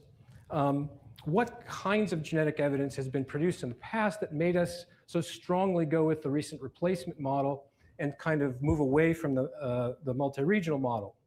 Well, going back to, I would call it a landmark paper in 1987, led by Alan Wilson and Rebecca Kahn and Mark Stoneking. Hey, real briefly, just so y'all know, this is the symposium that brought out the information regarding the topic of conversation. In the description of this particular video, I have the article that was led by Michael Hamer, the dude that we're listening to now, that talks about the archaic admixture in Africa, right? From 35,000 to 700,000 years ago. That's not necessarily saying, well, you got to read it. When he says 700,000 years ago, at that time, he's referring to anatomically modern humans, so archaic humans. But the article that set the stage for this entire conversation. So when she was running around here talking about what they didn't have, it is information that they did have, right? So remember the whole argument about the archaic human showing up in Morocco, which put that at 300-something thousand years, and then we find out that was an archaic human, right? That was important in everything. But I'm going to go through some of the evidence argued or that has been presented to us to show you these other pieces of information that were left out in the conversation, but how important Hamer is to this topic, as well as Mendez and Fromm. This is what is known as the indirect approach, and that is where you survey variation in natural populations, and then you make inferences about the past by looking at the shape of the gene tree that you construct from the genetic variation. And in this particular case, in the 80s, they were looking at restriction fragment length polymorphism. They reconstructed a tree. I'm actually showing a tree from a paper in 2000 by Ulf Ullensten where they used whole mitochondrial genomes, but the result was the same. The reason that they came down on the side of a recent African origin was that you can see three different reasons. One is that the African lineages, which I've shown in red, are longer and they're more mutationally diverse, which suggests there's been more evolutionary time in Africa for these lineages to evolve. Also, the root of the tree is found among Africans, suggesting that the mitochondrial DNA traces back to a single point in Africa, a single woman at one point in the past that lived in a population in Africa. And the final point that's just as important is that the time for all of this evolutionary change leading back to the root of this tree was very recent, within the last 200,000 years, which is very much within the time frame of the period in which Homo sapiens originated. So I've shown the mitochondrial tree now against the reconstructed fossil record, and you can see that all the lineages of contemporary humans, where you have Africans on one side of the root and Asian Africans and others on the other side, all tracing back to a common ancestor within the last 200,000 years. There's no other lineages present in the modern pool that would represent perhaps what might be variation found in these other forms, these archaic forms. So this perhaps what might be variation found in these other forms, these archaic forms. Lineages present in the modern pool that would represent perhaps what might be variation found in these other forms, these archaic forms. So this was a strong signal to coming from the genetic side that made such an impact in the way we think. It's quite interesting to think, what if we had found a different tree or looked at a different region of the genome first? But this was the first. It made a large impact. Some of you are old enough to remember 1988 when it made the cover of Newsweek. Now, another nail in the coffin of multi-regional evolution came 10 years later. Svante Pabo had also been working in Alan Wilson's lab trying to figure out ways to recover ancient DNA from fossil material. And in 1997, Svante and his group were successful in isolating DNA from 3 Neanderthal bones. They sequenced a small portion of the mitochondria, this is called the D loop, and they reconstructed a gene tree, and they found that the Neanderthals formed a clade or a group that was quite distinct from everything we knew that was segregating in modern humans, suggesting there was no mixing, no interbreeding. Again, supporting the idea of this complete replacement, at least with respect to Neanderthals. Now, move forward another 10 years, and certainly the technology had improved, and Svante's group continued to work on this ancient DNA, in particular shown here, mitochondrial sequencing of the entire 6,500 nucleotides of the mitochondrial genome in 5 different Neanderthals, a more resolved tree for modern humans. You can see, again, the same pattern, very distinct from variation in modern humans, unequivocally establishing that Neanderthal mitochondrial DNA falls outside variation in modern humans. Now, we take it forward on just one more year. So as recently 2009, we were still talking about complete replacement with respect to mitochondrial DNA. The technology in DNA sequencing has gotten to the point where it becomes more feasible to sequence whole genomes, in particular genomes of extinct forms. And the complete genome sequences were obtained in draft form from Neanderthals, as well as this mystery form called Denisova from a molar and a finger bone. And I don't want to go into the details, as I said, but the bottom line here is that non-Africans and a group from Australasia or Oceania contain a small amount of their genome that directly matches the Neanderthal and the Denisova genome respectively. And in order to explain that interesting pattern of sharing, it was suggested that there were two interbreeding events. One, as anatomically modern humans first got out of Africa into the Middle East, mixing with Neanderthals. A second interbreeding event somewhere in Southeast Asia, just before anatomically modern humans made it into New Guinea and Australia, some 40,000. Where the Abos at? Where the Americas at? Where the Americas on this man map? Why would he leave out the Americas? He dealing with life anywhere else. Why he leaving out life in the Americas? It's interesting, huh? Years ago. And then a second migration from the Middle East to East Asia without interbreeding with Denisova. Now, these draft genomes provided compelling evidence for interbreeding, but it was not the first evidence we had for interbreeding. Going back to 2005, Dan Garrigan in my lab, a postdoc in my lab, was leading a project to look at genetic variation in an interesting locus on the X chromosome. And when we reconstructed the gene tree for this region on the X chromosome, we found a gene tree that was quite distinct in many ways from the mitochondrial gene tree. For example, there are two major clades. One clade is entirely restricted to Asians, and the other clade is in Asians and everyone else, including Africans. Most of the loci we look at look just like this part of the clade, where there's an African outgroup and everybody else on the rest of the branches. But in this case, it was Asians as the outgroup. The root was in Asia, and the time to the root was about 1.5 million years.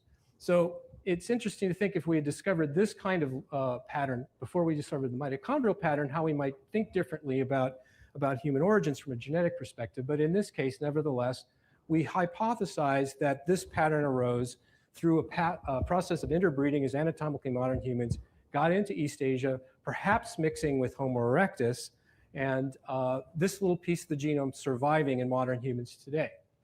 But interestingly, as many years later, as the Neanderthal draft genome came out, we compared the sequences of this divergent lineage to the Neanderthal genome, and it matched the Neanderthal genome. So we were correct in saying that there was introgression of this divergent branch, but we were not correct in that it turns out it was likely a Neanderthal that offered this branch into the genome of modern humans. Now, I also have a grad student who is finishing up, who has, in his graduate career, discovered a few more loci that looked very much like this, one which had an Oceanian outgroup and another one that looked something like this. He had suggested to me that these are other examples of interbreeding and introgression. And I said, well, you've got to do a lot to prove that. But meanwhile, the draft genomes came out. He was proven correct. In fact, one case it was Neanderthal admixture, and the other case it was Denisovan admixture. But using these kinds of examples where we could identify, based on certain characteristics of the DNA sequence, what was likely to have introgressed, we decided to pursue an approach where we would do this in a computational way and screen larger regions of the genome looking for introgressed fragments. And the theory behind this is simple in that if we have a model of divergence where two groups diverge in the deep past, they stay separate into separate lineages, such as one leading to archaics, one leading to moderns. And there's a short period of recent interbreeding where some of the DNA is now exchanged. What the genetic pattern might look like in that kind of model is, for example, if we have these two bars representing chromosomes in modern humans and these in an archaic form. In the first generation, you have a hybrid where each chromosome, one coming from a modern parent, one coming from an archaic parent, form distinct full chromosomes. But in the process of recombination and many generations later, these orange chunks, these archaic chunks, get broken down into smaller and smaller pieces. And so our plan was to look for these small little chunks of DNA by the signatures that were specific to the interbreeding process, which I don't have time to go into. But given that we didn't have a reference sequence for fossil DNA from Africa, we decided to use genomics and this computational approach to scour the genome for these kind of introgress fragments. So we applied our approach to a data set of sequences we gathered from a bunch of different African populations. We found evidence for several introgressive haplotypes in different parts of Africa, but the frequencies of the introgressive haplotypes were highest. FYI, this is out of the PNS article from 2011. And it's in the other video in case anybody want to grab that source. In the population, the pygmy populations from Central Africa. Using extensive computer simulations, we first showed that the data were not consistent with a model of no admixture at all. So we rejected the null model of no admixture.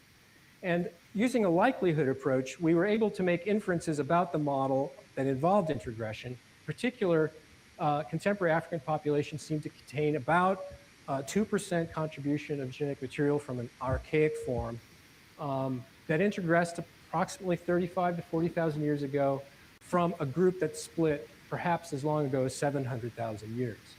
And given the distribution of these different fragments, we suggested that the interbreeding may have been centered somewhere in Central Africa. Now, I just want to digress for 1 second here about a very interesting story that came up this year that involved the Y chromosome. And that is the discovery of a very rare and ancient Y chromosome that didn't fit into the known picture of Y chromosome diversity. Many, many years of research on the Y chromosome told us it was very much like mitochondrial DNA. All the Y chromosome variation today traced back to a very recent single ancestor that lived in Africa about 100 to 140,000 years ago. This was the picture that we had at the time, and it made a lot of sense because the most divergent lineages on the Y tree were found in hunter-gatherer populations like the Khoisan pygmies, which was very similar to autosomal patterns. Well, this particular lineage was discovered in an African-American man from South Carolina who happened to submit this DNA to the National Geographic Genographic Project, which sees thousands and thousands of samples. Was very unusual, did not fit on the tree, and when we dated it, we found that the TMRCA was pushed back to over 300,000 years ago. And interestingly, when we did extensive database searching to see if we could find where else in the world a chromosome like this might exist, we were fortunate to find in Africa, out of thousands and thousands of chromosomes that we searched through, there were 11 that seemed to be very closely related to this chromosome. One more time, for the people in the rear, I'm going to replay this. And I want you to hear from the horse's mouth. And it turns out all 11 come from one little tiny. Find where else in the world was very unusual, did not fit on the tree, and when we dated it, we found that the TMRCA was pushed back to over 300,000 years ago. And interestingly, when we did extensive database searching to see if we could find where else in the world a chromosome like this might exist, we were fortunate to find in Africa, out of thousands and thousands of chromosomes that we searched through, there were 11 that seemed to be very closely related to this chromosome. And it turns out all 11 come from one little tiny region of Western Cameroon from a farming group called the Embo. Now, I just highlight that because the Embo live very, very close to this site that Christopher was talking about, the Iwo-Lero site where Let me pause. My mic is open. Ladies and gentlemen, didn't I tell y'all about this Iwo-Lero site in Nigeria? I mean, I said this before in the Masi book, but I said this the other day when we was reviewing this. I said this site was significant in this conversation, and I'm just trying to double back to show y'all what the science says. While we ain't got to make up nothing, and why if we're sticking to it, we right on par. So again, I'm gonna restart it again because this is significant. I don't know who clipping it or who want to clip it, but when I play it, here you go. Get your timestamp ready. Get your timestamp ready. Had at the time, and it made a lot of sense because the most divergent lineages on the Y tree were found in hunter-gatherer populations like the Khoisan and the Pygmies, which was very similar to autosomal patterns.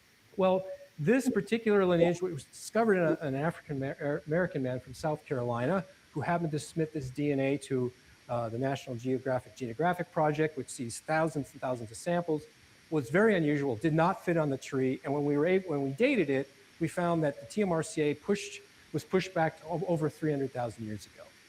And interestingly, when we did extensive database searching to see if we could find where else in the world a chromosome like this might exist, we were fortunate to find in Africa, out of thousands and thousands of chromosomes that we searched through, there were 11 that seemed to be very closely related to this chromosome. So they already had the information. They just had to search through the database. And because they searched through the database, they found 11 matches. From the top, my bad. I want to digress for 1 second here about a very interesting story that came up this year that involved the Y chromosome. And that is the discovery of a very rare and ancient Y chromosome that didn't fit into the known picture of Y chromosome diversity. Many, many years of research on the Y chromosome told us it was very much like mitochondrial DNA. All the Y chromosome variation today traced back to a very recent single ancestor that lived in Africa about 100 to 140,000 years ago. This was the picture that we had at the time, and it made a lot of sense because the most divergent lineages on the Y tree were found in hunter-gatherer populations like the Khoisan and the Pygmies, which was very similar to autosomal patterns. Well, this particular lineage was discovered in an African-American man from South Carolina who happened to submit this DNA to the National Geographic Genographic Project, which sees thousands and thousands of samples, was very unusual, did not fit on the tree, and when we dated it, we found that the TMRCA was pushed back to over 300,000 years ago. And interestingly, when we did extensive database searching to see if we could find where else in the world a chromosome like this might exist, we were fortunate to find in Africa, out of thousands and thousands of chromosomes that we searched through, there were 11 that seemed to be very closely related to this chromosome. And it turns out all 11 come from one little tiny region of Western Cameroon from a farming group called the Embo. Now, I just highlight that because the Embo live very, very close to this site that Christopher was talking about, the Iwo-Lero site, where there's intermediate or mosaic forms, sort of intermediate between archaic and modern groups. Well, so just to update where we stand today, now we have to add another admixture process in Africa, along with the two outside of Africa. And I just wanted to end by saying something about what kinds of models are supported by the genetic evidence. Certainly we can no longer believe that the right replacement model is correct. Even after 25 years of dominating as a paradigm, it seems to have fallen. And the new models that seem to be relevant are models that were also proposed many years ago based on fossil data. I think that this is probably the most reasonable model. It's a replacement model with hybridization, but I'll skip over that as there doesn't seem to be a single location for transition in Africa. There's no single Garden of Eden. There's transitional forms that are spread very vastly across the continent. Therefore, there's certainly the opportunity for gene flow among these morphologically diverged groups over a long period of time. And I really like the idea, Chris already described it, where you have the multi-regional model now restricted to Africa, so a different geographic scale, but these traits that make us anatomically modern could have been flowing along this trellis network of gene flow among these morphologically diverged groups for quite some time until the anatomical form was assembled in a single package somewhere in Africa. And I really like the idea. And I think before we'll really fully be able to address this from a genetic perspective, we need to find the genes that encode these anatomically modern traits and look at their evolutionary histories. So I'll leave it at that. So one more time. This is this right here, this symposium sets the whole thing off. This symposium, this article from the symposium, this right here, this article sets the whole thing off.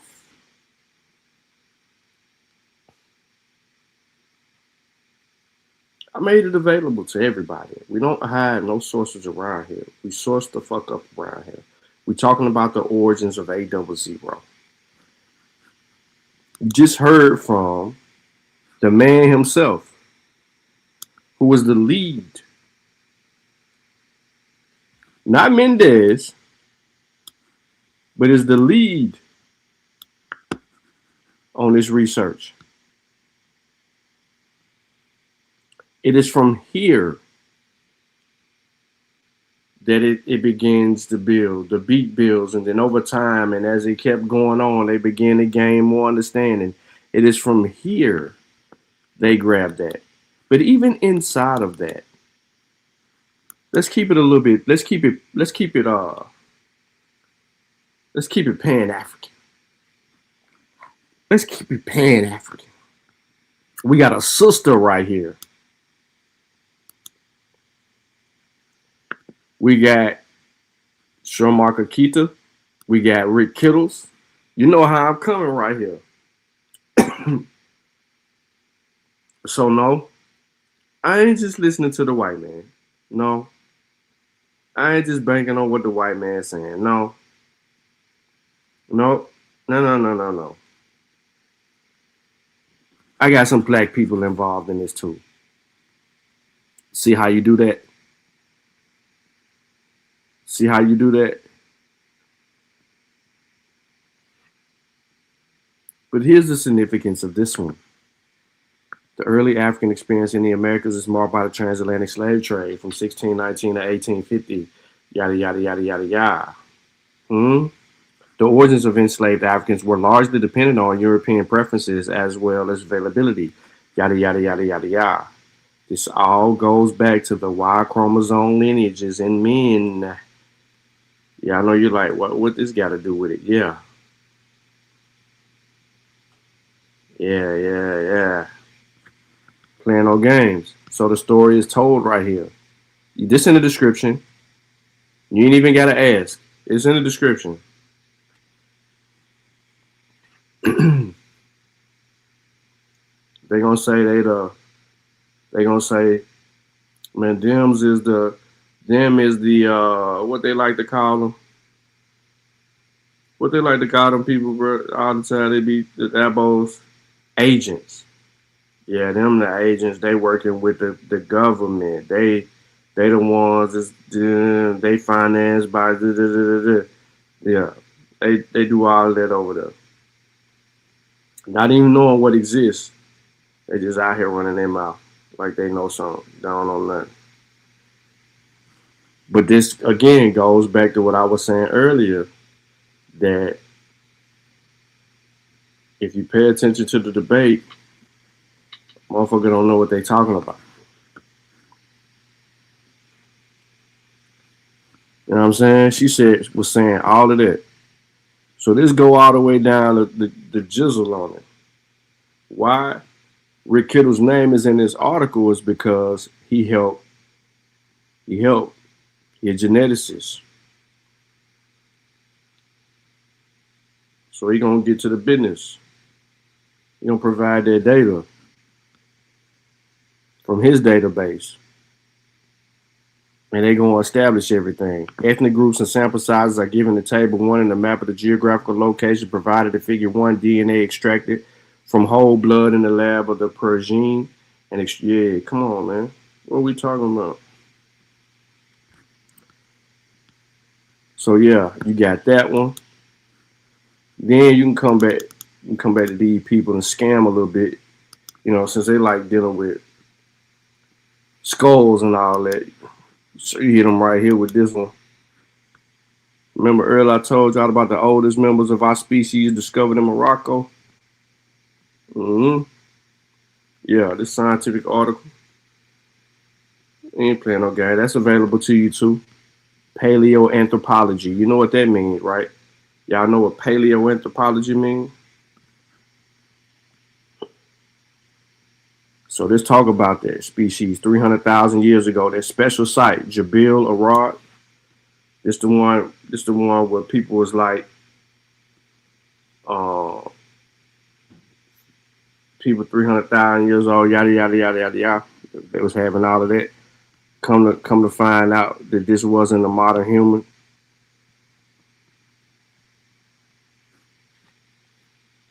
But you know, you gotta meet people where they are, because they don't know this stuff. So yeah, you get that. What else I'm gonna give y'all?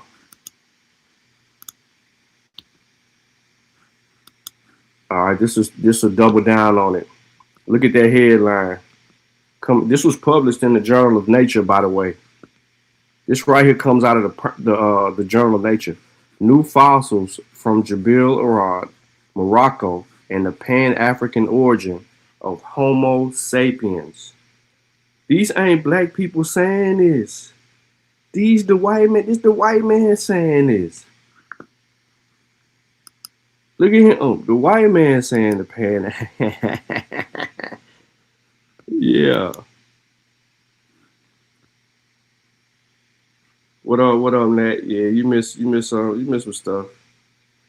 I just replayed Dosing round 1, and then I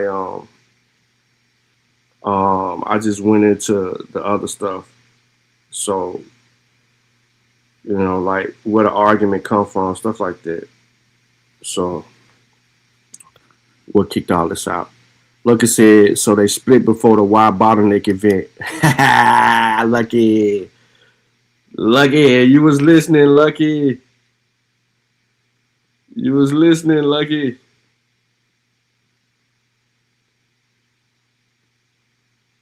You heard what he said. I'm gonna play it back what he said, Lucky. I'm gonna play it back one more time for us. You know what I'm saying? Don't get mad at me, man, for sitting on certain shit. But hold on. Give me 1 second, man. Let me get this back on the screen. I gotta unshare, reshare, so hold up.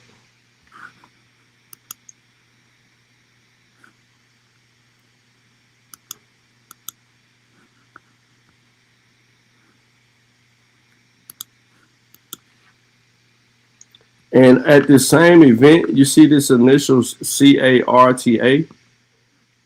That's also how we find out that the Native Americans possess archaic features that they got from Neanderthals who admixed with the Denisovans.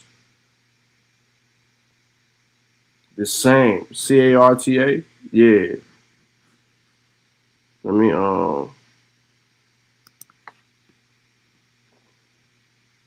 know you want to hear from him again, so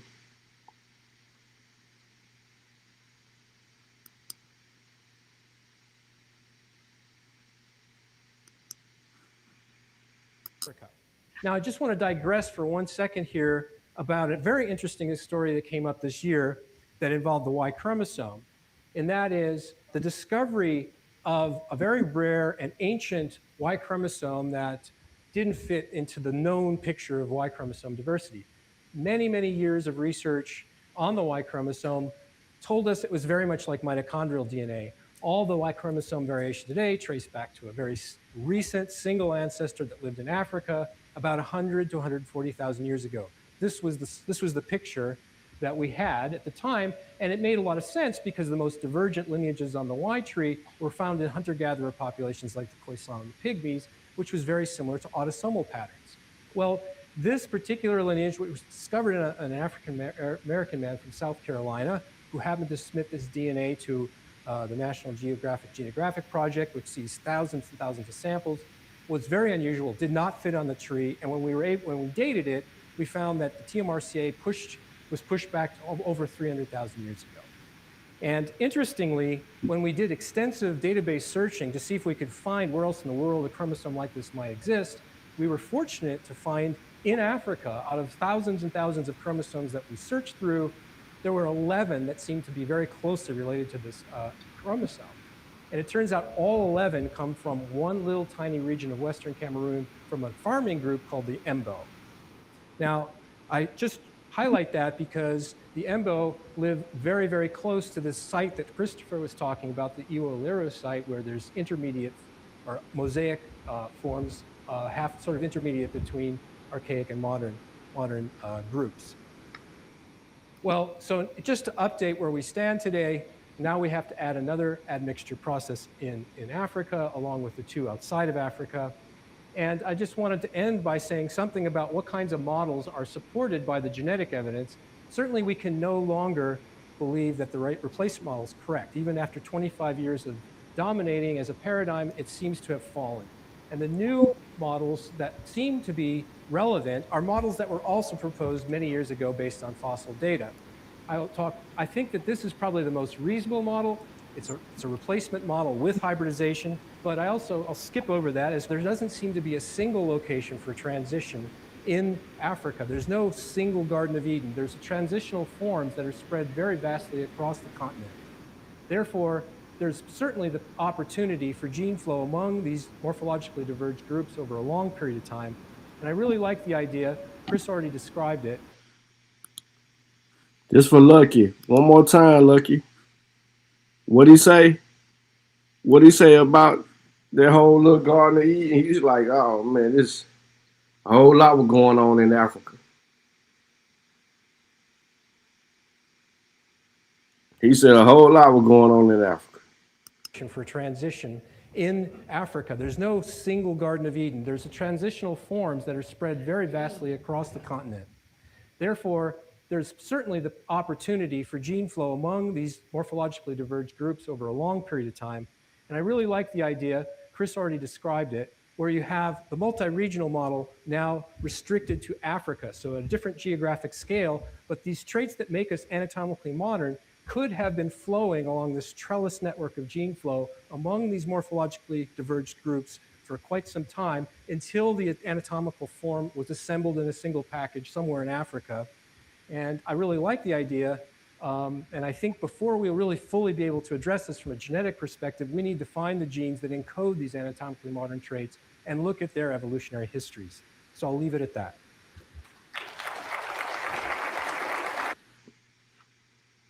Yeah. To let that man, that's at the symposium right there. So that's the root right here. And that lecture is important. You know what I mean? And I did leave it in the description. So I'm not listening to nobody to talk about how they gonna just create their own way of dealing with science and all this old weird shit that they was trying to make up. And it's very evident that people really don't know the subject, but they just running their mouth about it. You know what I'm saying? And it's a little off basis with Albert Perry, but on par with everything. And it's just basically genetics, DNA, hereditary, it's basic stuff, right?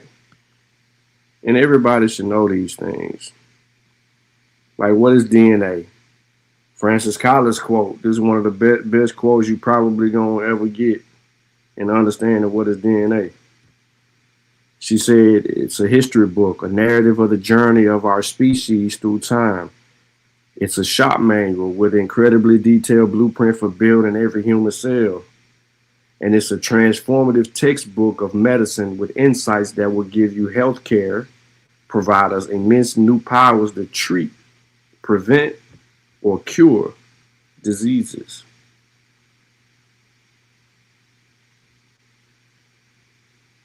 Whoa.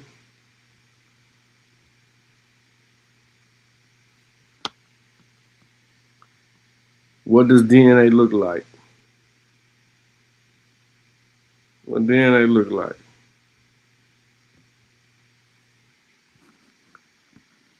That's how I look right there. You seen Dulce try to share that shit, but she couldn't tell you nothing. She was going crazy over there, making up shit and everything. So every cell in your body has what? The same DNA in it. Your eye cell, lung cell, etc., etc. Toe cell. Come on, man. You can't get around DNA. I ain't trying to make it just about DNA or nothing like that, because I already know y'all scared of facts. But it is what it is. It is what it is.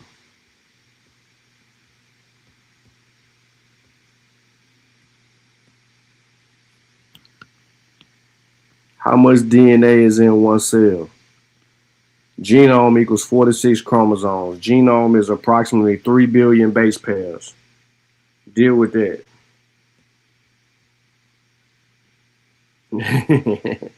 One base pair is 0.000000034 meters. DNA sequence in any two people is 99.9% identical. Only 0.1% of your DNA is unique. How many times we got to keep telling these folks that? What makes one cell different from another? DNA equals the life instructions of the cell. The gene equals the segment of DNA that tells the cell how to make a certain protein. The allele is one of two or more different versions of a gene.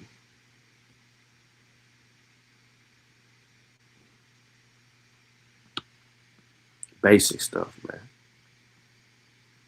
Sequence for normal adult hemoglobin. Sequence for a mutant hemoglobin. You got the white type hemoglobin protein, the mutant protein, the normal red blood cell, and the abnormal blood. Y'all know y'all can pause this at any time to get the information. Nope, you ain't even got to pause it. You can just go into the description. You know, I got you. The Human Genome Project goals was to sequence for all of the DNA in human cells to determine which sections of DNA represent individual genes, protein coding units. That's what it was doing. The Human Genome Project, international effort to decipher the blueprint of human beings. You got all these people working together.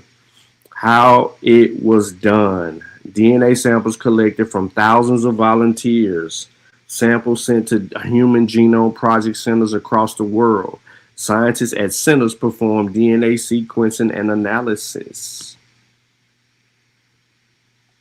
Whenever a stretch of DNA that spanned 2,000 or more bases were assembled, it was placed into a public database within 24 hours. Anyone with access to the internet could see and analyze the sequence.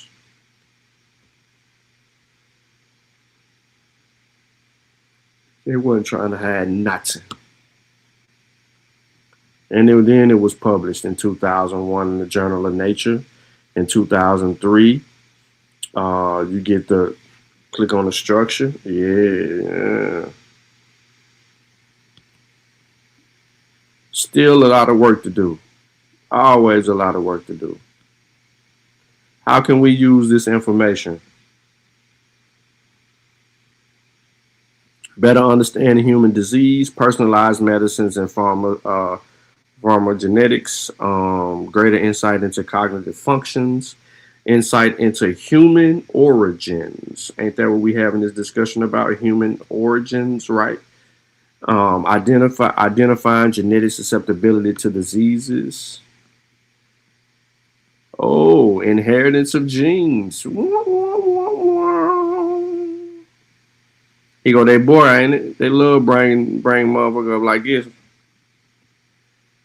One of them 1800 naturalists running around here.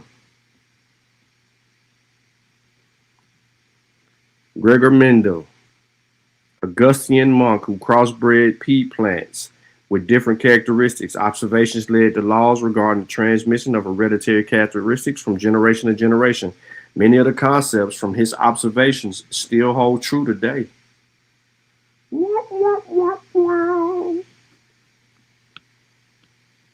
Mendel's law is what?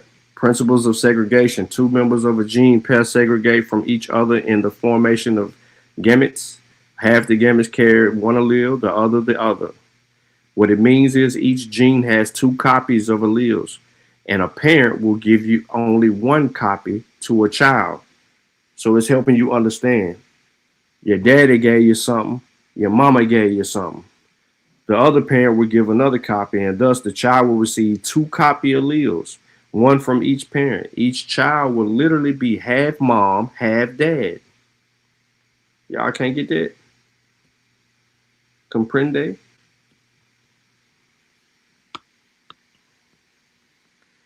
The second step of Mendel's law. Principle of independent assortment. Genes for different traits assort independently from one another in the gamete production. What it means is different genes are inherited separately. For example, the gene which codes for eye color is inherited separately from the gene which codes for nose shape.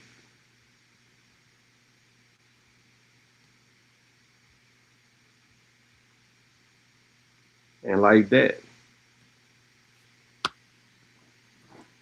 Mendel's conceptions. Dominant, only one allele of a gene necessary to express the trait.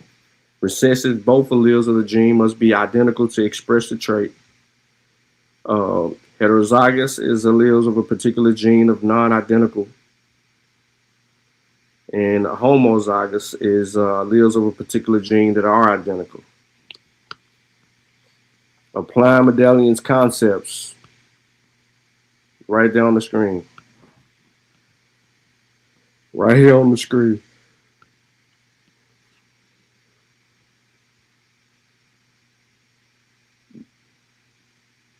I know this when you go over people's head right here. So here's an example. Dan and Kim are going to have a baby. Everybody got that? Dan and Kim are about to have a baby. Right? Shout out to them. Kim has dimples in her cheeks, a dominant trait. That's why I got dimples. You know what I'm saying? I got dimples. 2. While Dan doesn't. What are the chances that Dan and Kim's baby will have dimples? Put it in the chat. What are the chances that Dan and Kim's baby will have dimples?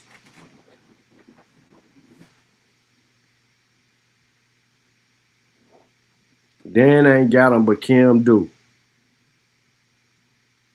What's the chances?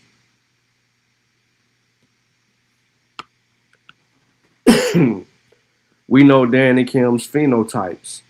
No dimples, dimples. Y'all get that? No dimples, dimples. But what are their genotypes? We know they pheno, but what are they geno? Dan has the recessive trait, no dimples. He must have 2 recessive alleles. You got it? He got 2 recessive alleles. Dan's genotype can be represented as DD. Kim, what she got? What you got, Kim? She got 2 what? Kim got the dominant trait. She got dimples. But Kim could be homozygous dominant or heterozygous dominant. Kim's genotype can be either DD or big D, little d. This shit just like reading DNA for dogs when we be breeding them. Which one is it? What if you knew something about Kim's parent? How could that help? Because what if Kim's parents, if both of her parents got dimples, then she got big D. She got 2 big D's. Pause. No diddy. But if one got it and the other one don't, then she gonna be a capital D, lowercase d. She'll be a carrier for the trait. So let me just keep it a buck with you. Like I learned a lot about how to breed when I was learning how to breed the Frenchies, to come up with these exotic colors and things like that. And learning from the A's, the B's, the C's and the D's, the L1, the L's and the E's of cream, how they color coded, like all these colors that we can breed these Frenchies and produce.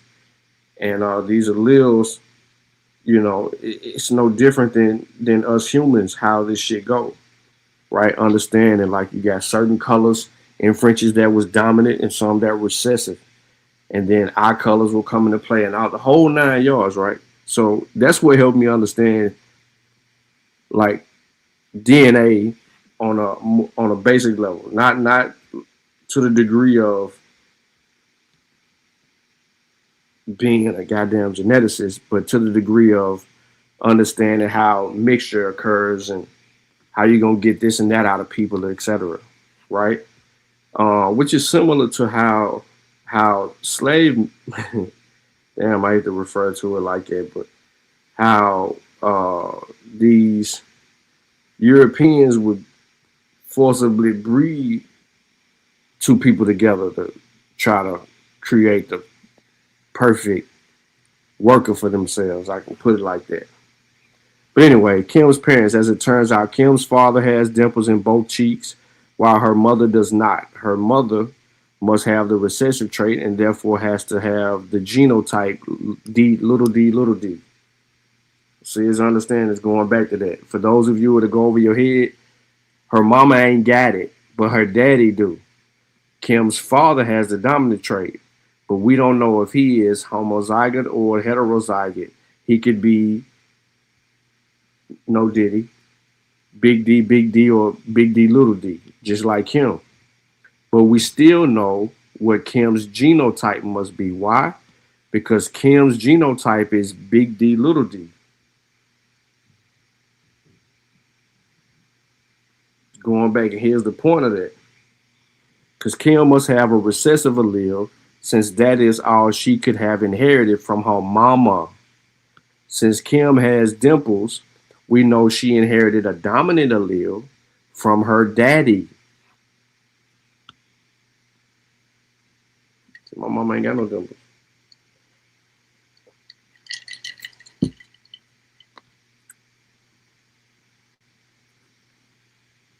Now, it doesn't matter if Kim's father is, pause, big D, or big D, little d, whichever it is, he passed it on to her. So what are the chances Kim and Dan's baby will have dimples? These are the chances.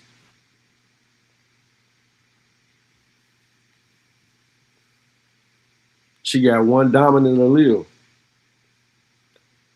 It probably would depend on, I say she ain't gonna have none, but we're gonna go from there. So here go, that's the daddy, Kim and the dad, Kim and the dad. There's a lot of lowercase d's in this picture.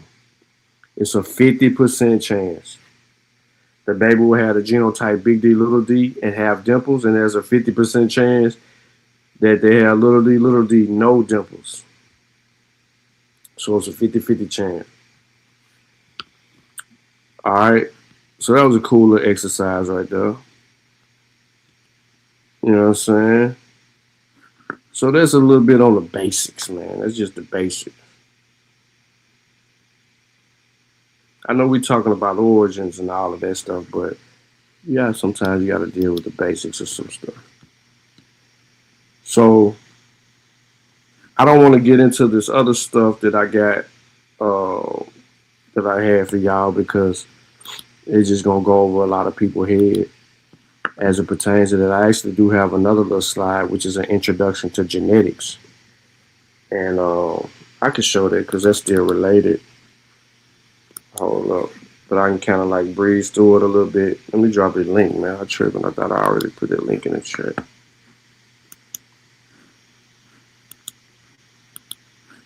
Yeah, it's straight up 6th grade science, bro. It's crazy. But when you got people making up shit, it just get crazy, crazier.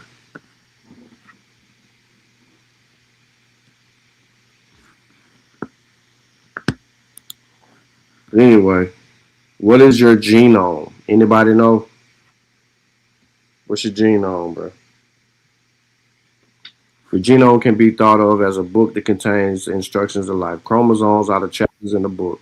DNA are the words written across the pages. The 3 billion units of DNA that make up your genome are packaged in 23 pairs of your chromosomes and exist in every cell of your body.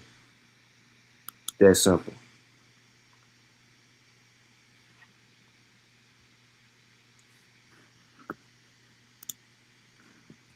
All right, what are genes?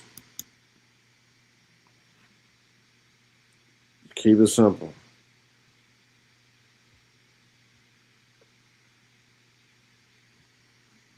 Genes are important paragraphs in the spread throughout the book and only make up 1.5% of your genome. You have 20 to 25,000 genes. Genes contain information for human traits and the biological building blocks for your cells. To make these building blocks, your body makes a photocopy of a required paragraphs, generating a copy of the gene called RNA, which to me is the building block. The RNA is used by your body to make your biological building blocks called proteins. So, genetic variations. Your DNA is made up of individual units. There are 4 types, A, T, C, and G. Everyone has the same genes, but a gene can be spelled out slightly differently in different individuals due to genetic variation. These are considered different versions of the genes and gives us a unique traits as humans.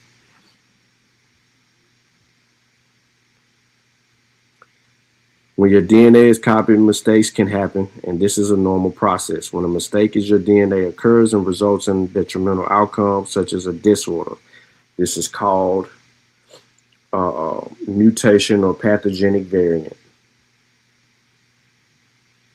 These detrimental mistakes can cause by changing your DNA units, a portion of your DNA deleted or inserted, or a small region of DNA units repeated multiple times. You have 46 chromosomes in which your DNA is packaged. You inherited 23 from your mama, 23 from your daddy. Depending on which versions of your gene you inherited from each of your parents, the gene will result in a different trait. I'm going to stop right there.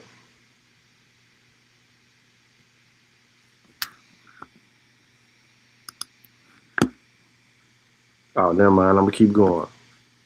I thought I heard somebody on the panel.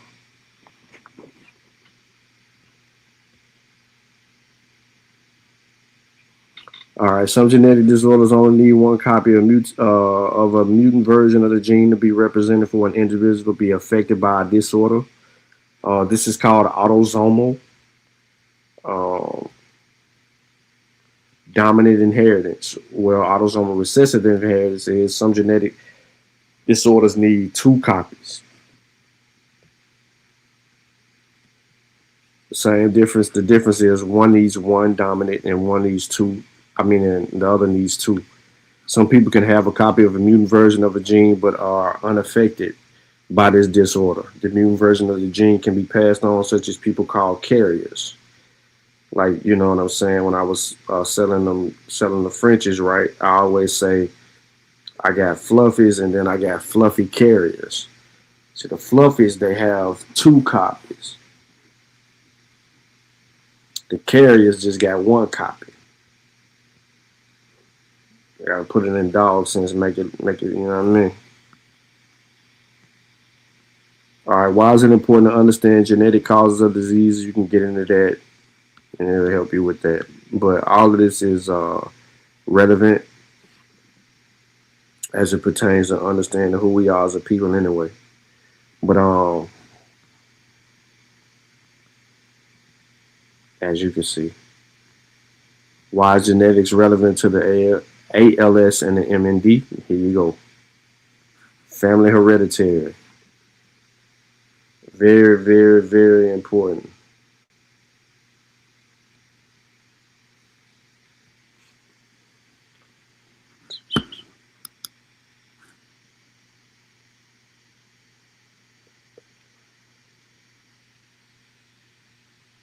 Didn't you just hit the link, Suki? Who just hit the link? Was it you?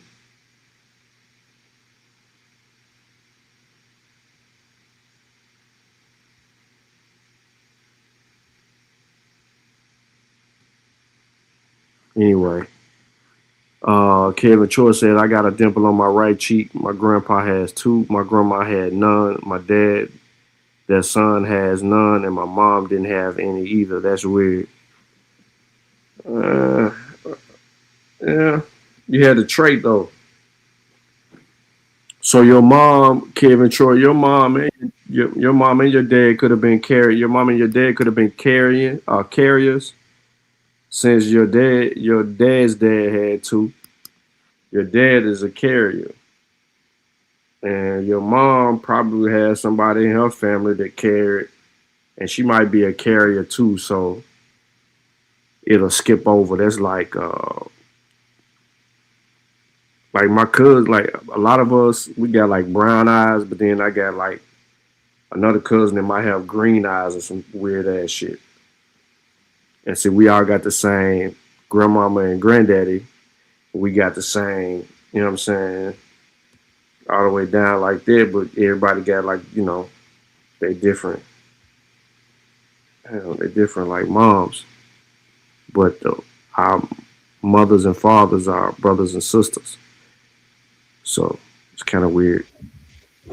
Nah, man, I just wanted to say you doing a real good breakdown, bro. I can't even cap, man. I just want to come on and let you know that, and also let you know if you want to tap in on the basal lineages too, to help them out a little bit. If you just go to just strictly to the basal lineages, that'll help them out a lot with their studies. Also, that's all I had.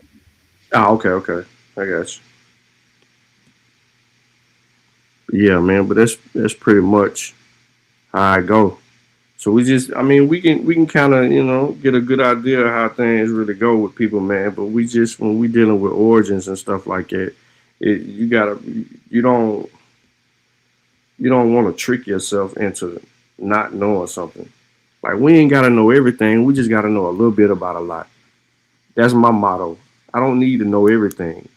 If I just know a little bit about a lot, then I can understand, you know what I'm saying, how certain conclusions are reached based on the data. Because it's important for us to not only use a methodology, but also have a comprehension and the ability of knowing how they are arriving at their conclusions and how things are going. So it ain't these people giving us their opinions, you know what I'm saying? We actually dealing with certain things. And I do want to kind of hint at this, right? Real quick. So remove Albert Perry from the discussion. There are two haplogroups that are uniquely distinct for the peoples that populated the Americas. A00 is not one of the founding populations of the Americas. That is found that will take them back to another place. The origins will take them back to another place, right? So the foundings would be related to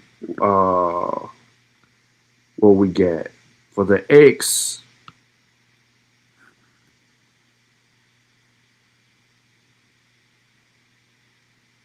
You're gonna get A through D, but the Y.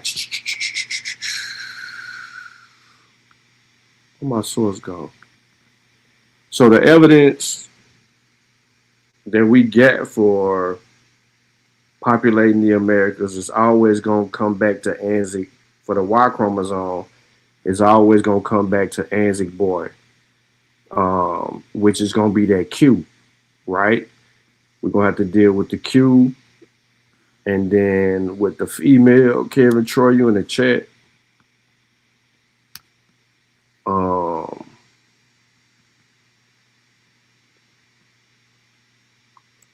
For the female, A is, I want to say,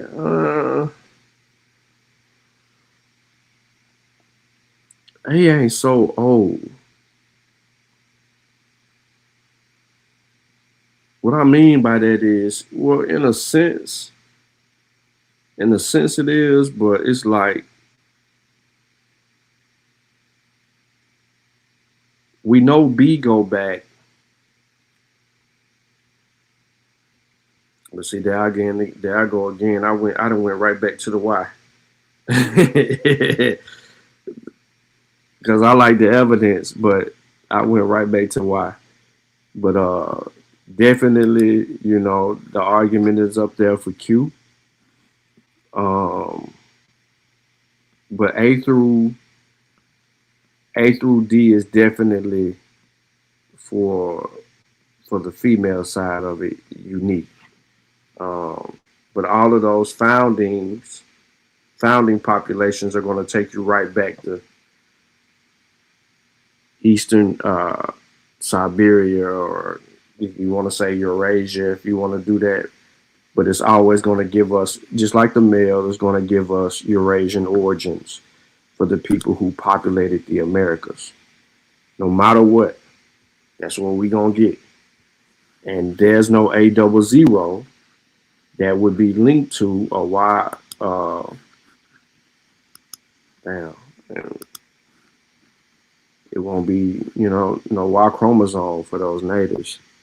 Are you changing slides? No, I noticed that it was stuck.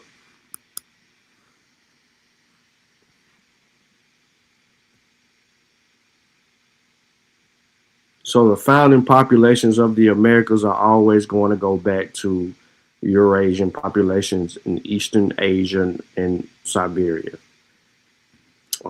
There's nothing that anyone could say or do to get around that.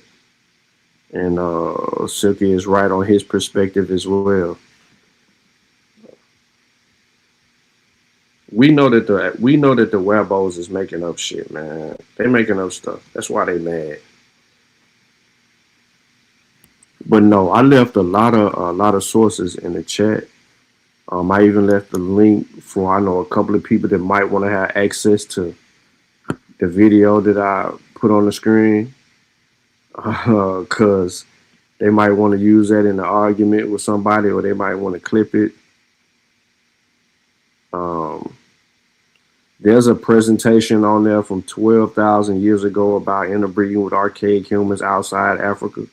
It may be of some significance for some people, and that's at one of those symposiums. And they even got one on the origins of us that's longer, that deals with the fossils of modern humans and interbreeding within and outside of Africa. So I don't understand how people can try to go the route that they're trying to go. And players like that, I think that's real disingenuous behavior.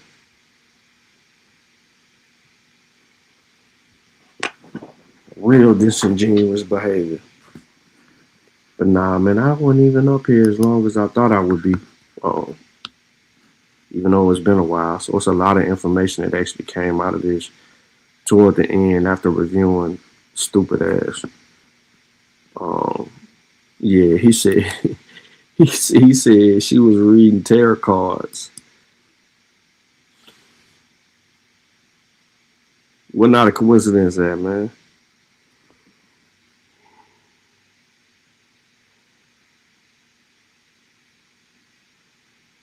Carter John said, then I transferred the results of FTDNA, and afterward testing Y DNA haplogroup, it was reclassified as A0. This was in 2013, yeah.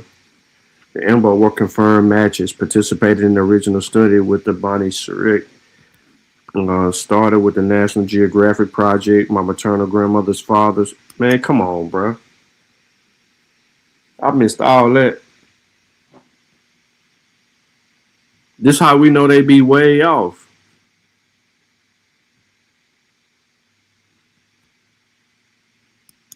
Come on, man. We know, man.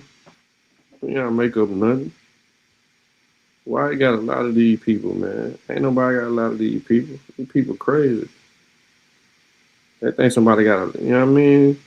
Got a lot of them. Like, who was you to lie to?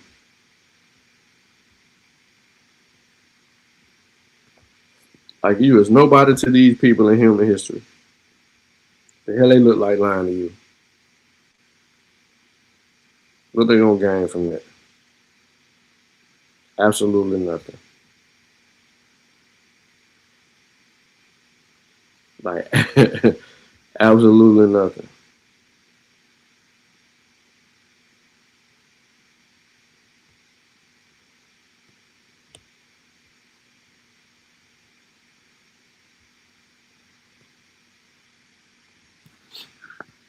That's important though.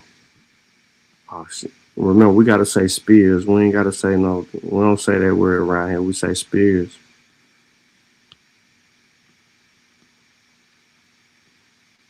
Nah, come on, melanated. You know ain't no damn Abo showing up over here. What up? What up? What up? Bro, I cannot. They over there going back to their normal, in lucky words, they normal grifts, titling their videos, tethers, Pan-African tethers, and all that old shit. They need attention, so they do that. Show don't be about nothing, but they show keep, you know what I mean? They show keep saying that Pan-African shit.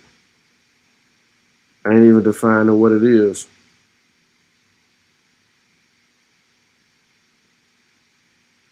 That'd be the funny part.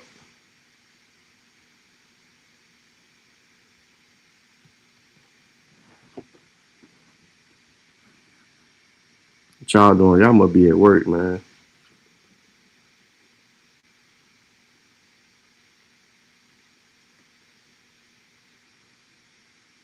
Getting them with the 50 ball on them.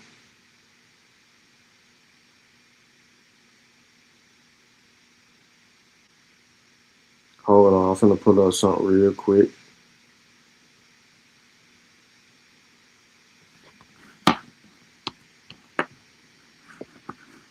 Let me pull this up real quick.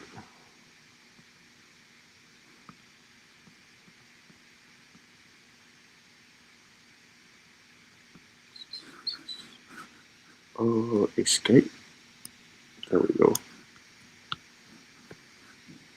Try to pull this up for y'all real quick.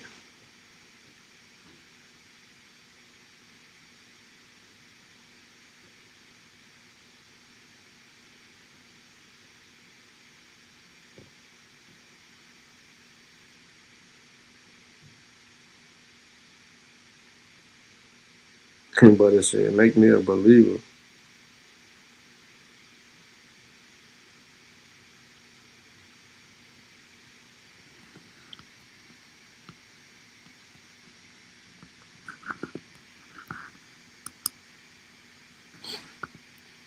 Let me try to get to this thing, man.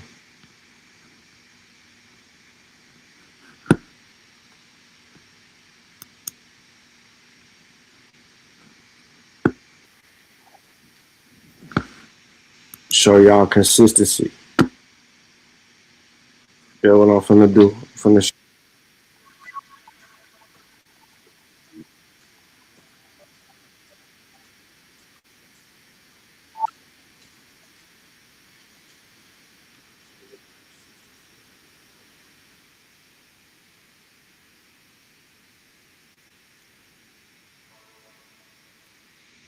It's been an amazing decade to work in human origins and in ancient DNA. The last 10, 15 years have seen technologies come onto the market that have made it possible to recover DNA from ancient humans, and not only DNA, but also proteins more recently. And these molecular data are providing us with a really extraordinary new clues about how our ancestors, our very early ancestors, first spread across the globe. And also about these ancestors themselves. And so today what I'm going to do is try and summarize some of what we've learned about early human dispersals. And I'm going to focus particularly on what we've learned about the peopling of Asia from a new Denisovan genome. And you may know, I'm going to start out by just saying you may know about Denisovans. Denisovans are cousins of Neanderthals that were discovered quite recently also in our institute by Svante and Johannes and others. And we've recently sequenced a new Denisovan genome, so I'm going to talk a little bit about that. So it's generally accepted that modern humans originate in Africa, and the timing and the routes of migration of modern humans into different parts of the world remains somewhat debated. It's a topic of much discussion over many decades by now. Fossil and archaeological evidence indicate that there were multiple dispersals out of Africa. You see here the two main proposed dispersals, an earlier one between 120,000 years ago and 70,000 years ago, and a later one around 50,000 years ago. In contrast, genetic data suggests that the majority of the ancestry in people living today descend primarily from a single rapid dispersal of people out of Africa after 50,000 years ago.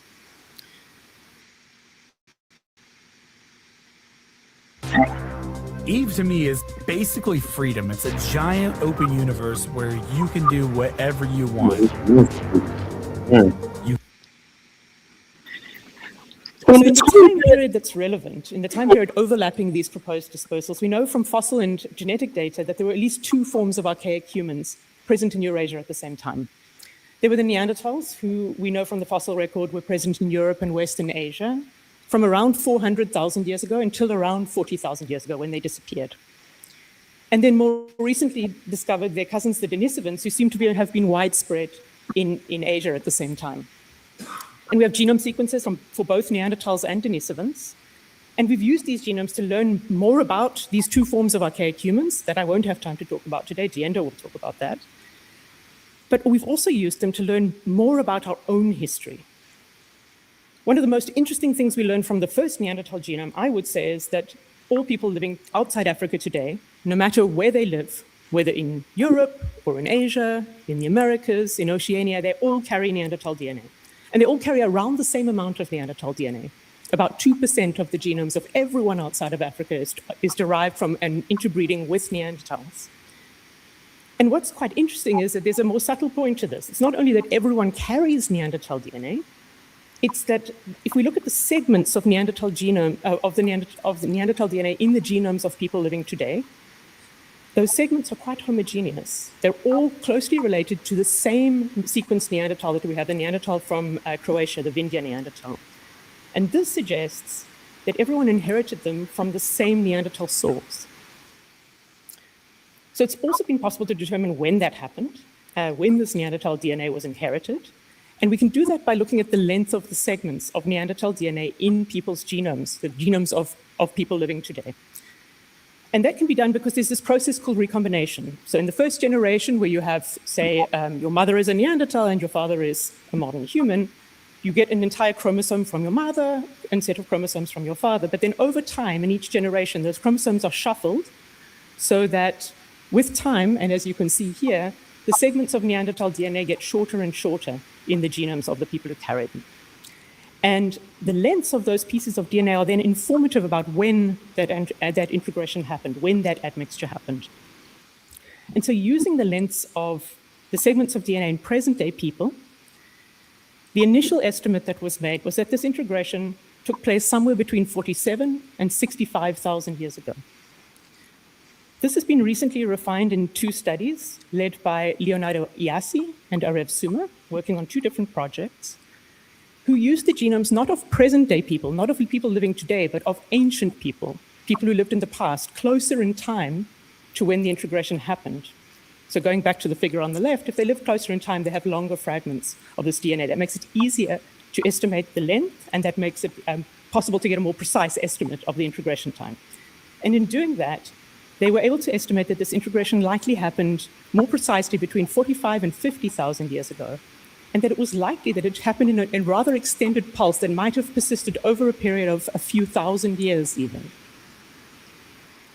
They also showed, and what you see here is a tree of some of the very earliest modern humans from whom we have genome sequences. They also showed that all these modern humans, these earliest modern humans, carry Neanderthal DNA. And that suggests and they carry Neanderthal DNA from this very first Neanderthal integration, which you see here. And that suggests that even these very earliest humans, some of whom didn't contribute much to people living today, must have participated in the same out of Africa event and met the same Neanderthals. What happened after that? Once you have out of Africa, we think people move into probably the Near East. They interact with Neanderthals. We now think that this happened in a single pulse into a single population. What happened after that remains unresolved and highly debated. How did people move on from here? One way to look at that is to study interactions with the modern humans, or with the archaic humans, who were present in Asia at this time. And as I mentioned, one of those groups are the Denisovans, who we think were widespread in Asia. So the fossil record of Denisovans, this is the fossil record of Denisovans. This is everything we know about them from the fossil record. The fossil record is quite limited. You can see in the top, we have 8 specimens from Denisova Cave, which is in the Altai Mountains in Russia. We also know from other data that the Denisovans were present in other sites in the Altai. We have this mandible from Baishia Karst Cave, which is on the Tibetan Plateau at high altitude, 2,300 meters, and evidence of Denisovans over a long period of time at Baishia, starting from around 160,000 years ago.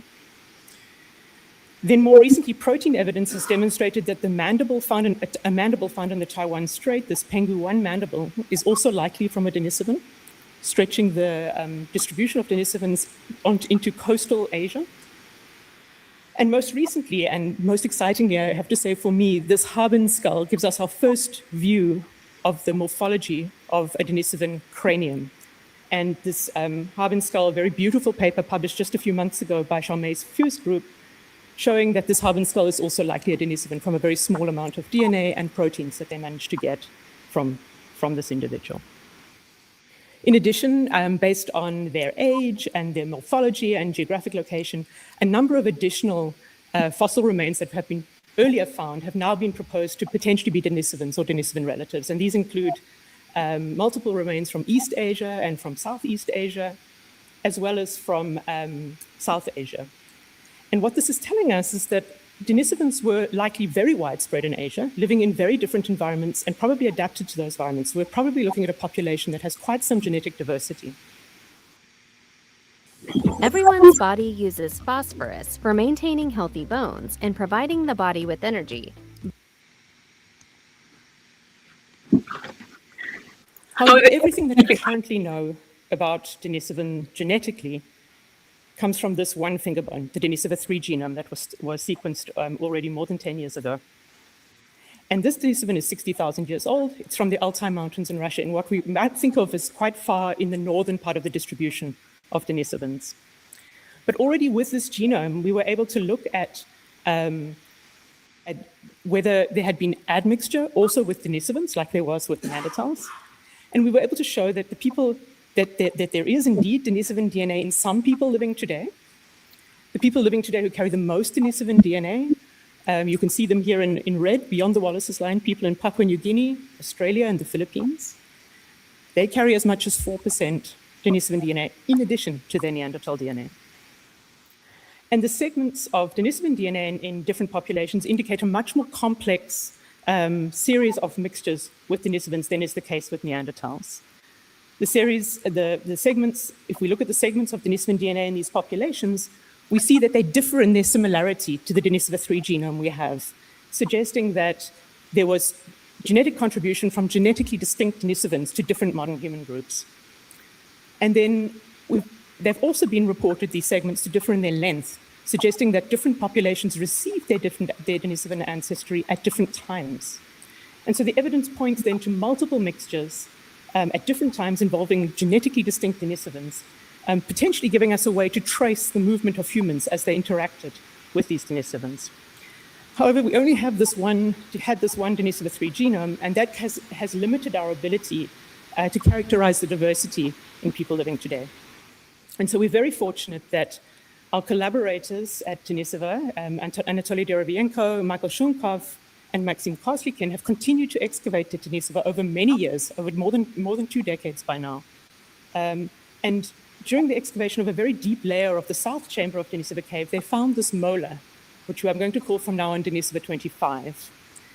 And we've been able to reconstruct a second high-quality Denisovan genome from this molar. We have just under 25-fold coverage of the genome. You can see it has an X and a Y chromosome, so it's a male individual. And the first notable thing about this is that both the archaeological context and the analysis of the genome indicate that this individual, a male Denisovan, lived around 200,000 years ago. It's around 140,000 years older than the previous Denisovan we had, making it the oldest hominin for which we have a high-quality genome.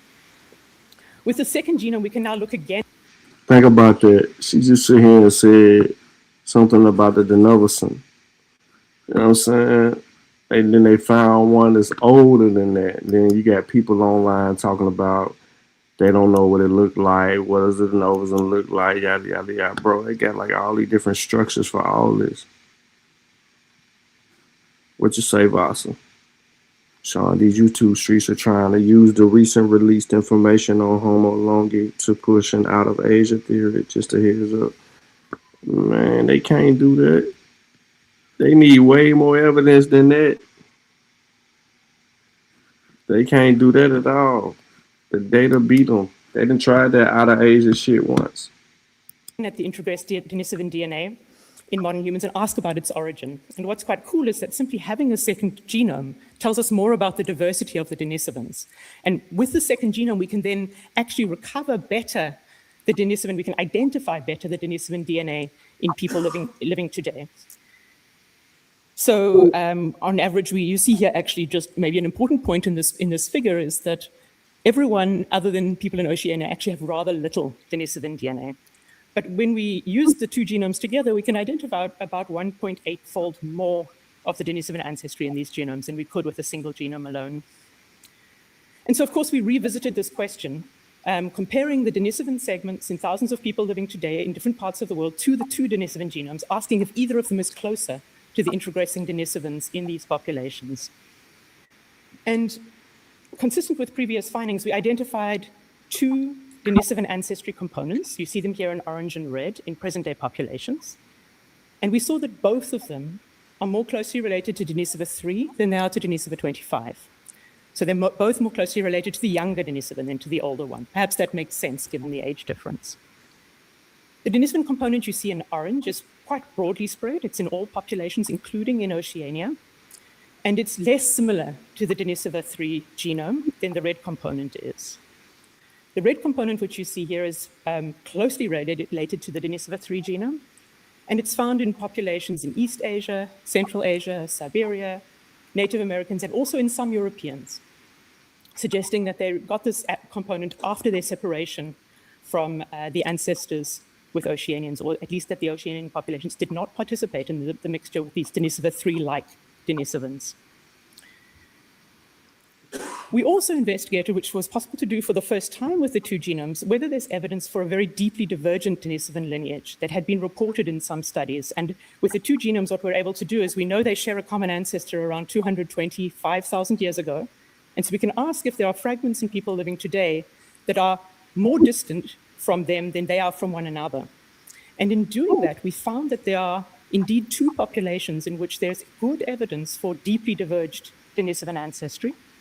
And those two populations are the Oceanians and also the South Asians. And we don't see this other component, this third component, in any other population that we've looked in so far. And so the question is, how do the South Asians and Oceanians inherit this Denisovan ancestry? Did they inherit it together? So did they have a common ancestor into which the gene flow happened? Or do they inherit it separately? And so what we did to look at this is we compared breakpoints of these Denisovan-like segments among non-Africans, assuming that the segments that are inherited from a common admixture should share breakpoints.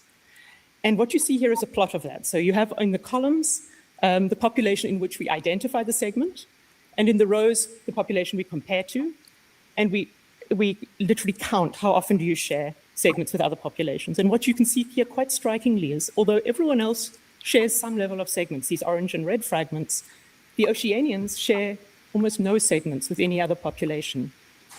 And what does that mean? That means that Oceanians inherited their Denisovan ancestry separately from everyone else, suggesting that they met Denisovans at a different time to everyone else. So maybe I try and put a model together here. So to recap and speculate a bit about what I've just told you, our findings suggest that following mixture with Neanderthals, and everyone outside of Africa participates, as far as we can see from the genetic data, in this mixture with Neanderthals. Following the mixture with Neanderthals, the ancestors of Oceanians split from other modern humans and moved through Asia and Oceania. Now, To be clear, I'm not saying anything about the order of splitting of populations. It may be, we don't know what the structure of this sort of source population was. We just know that the Oceanians seem to move away first from whatever that population is, and they move out into Asia and Oceania. It seems plausible, given the distribution of this yellow component, the deeply diverged ancestry, that those Denisovans that they met were in South Asia. And I say that because it's the most likely route into Oceania, and also that South Asians carry this component also. Somewhere along the way, they also met and mixed with these orange Denisovans, the ones that are marked in orange. You see here on the map, we've placed that mixture in Sunda. It's possible that it was in Southeast Asia, but it's also possible that it was further west, perhaps somewhere even before they reached South Asia. This is unclear. The deep Denisovan, I think one of the very interesting results is that the deep Denisovan ancestry in South Asians was inherited independently. So what we think happened is that there was a first movement of Oceanians through South Asia and into Oceania, followed then by South Asians who move later, and we can see actually that their segments of Denisovan DNA are shorter, indicating that they inherited their Denisovan DNA, this deeply diverged ancestry, later than the Oceanians.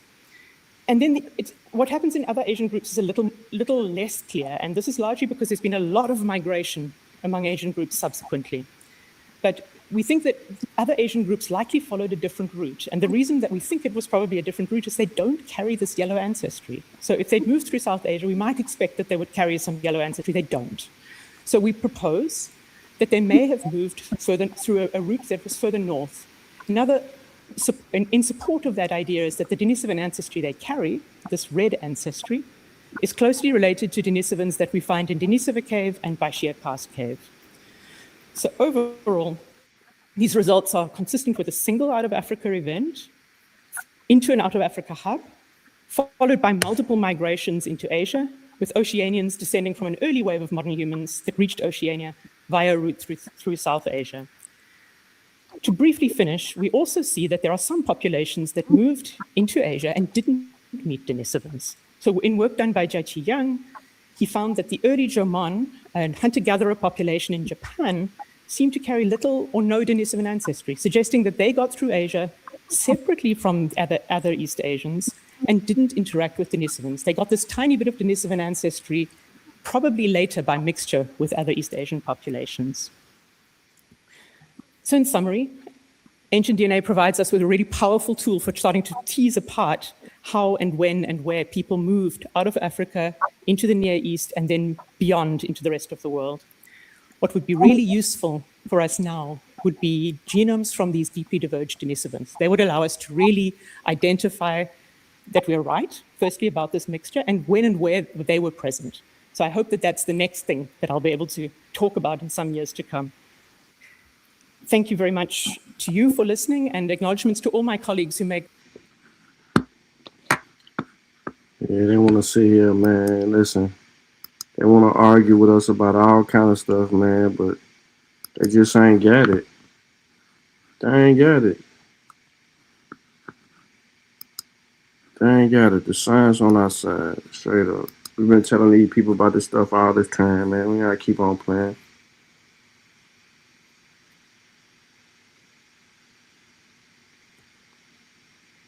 Then the articles always match up. This one was a good video. Let's go over here and check out the pseudo channel and see what they got going on. What the pseudos got going on. You ain't live? Nope. Told you. FBA Aboriginals versus Tethers and Pan-Africans is crazy. Moors tell FBA and Aboriginals to get their freedom packages.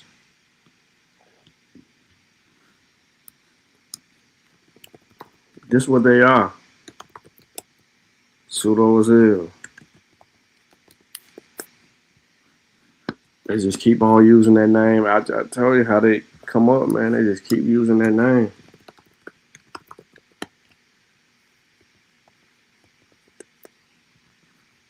They keep putting African in that shit. This pseudo live. Told you. And I know he was over here listening to me. Look, two dumbasses.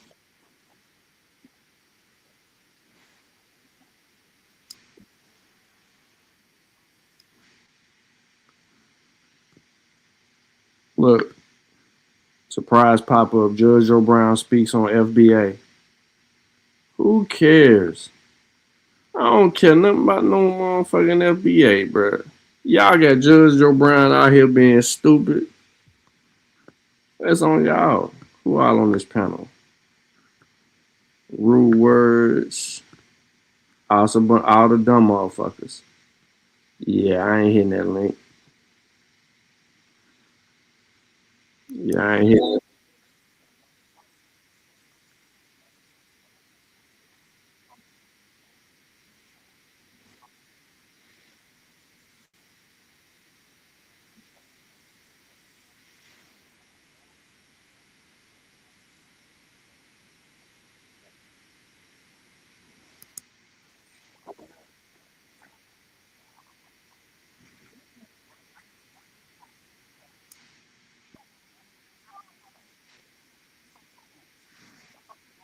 Man, this nigga here, boy, he be on everybody's shit. Well, he be on that shit. He don't come over here.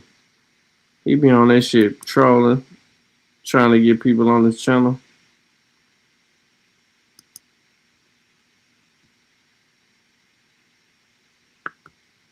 Yeah, they don't want no smoke, man. These people, these people don't want no smoke. So that's what this is. Yeah, they got a full pseudo panel. Full pseudo.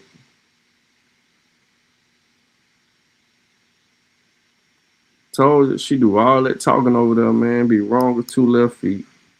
They think somebody's supposed to, y'all can't see it. I'm glad y'all couldn't see it.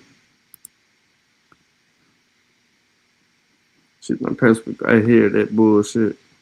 Did any elbow show up, Sean? Nah, did no elbow show up. You know ain't no elbow showing up over here, man. We deal with real information. We deal with real information. They not showing up over here for nothing. What they look like, them coming over here. What they coming over here for?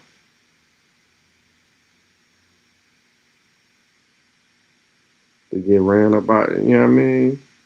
Get embarrassed. I don't want no part of this shit. They ain't even got colleagues like Shawty who present. No, definitely don't.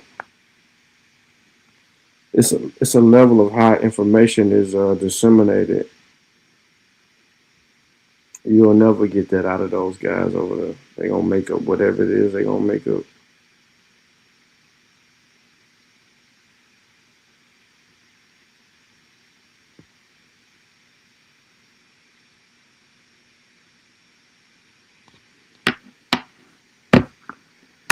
But let me see. I'm gonna go on and get out of here, man. I've been on this mud a little bit more than what I wanted to be. Make sure y'all check the description of this video though and grab all information available that you may be interested in that was shown today. You definitely can learn a thing or two because there are some resourceful stuff. There's a book in there too on genetics and biology. Yeah, y'all definitely can use that book to learn some basic stuff about, genetics. It's technical. That book is technical as hell.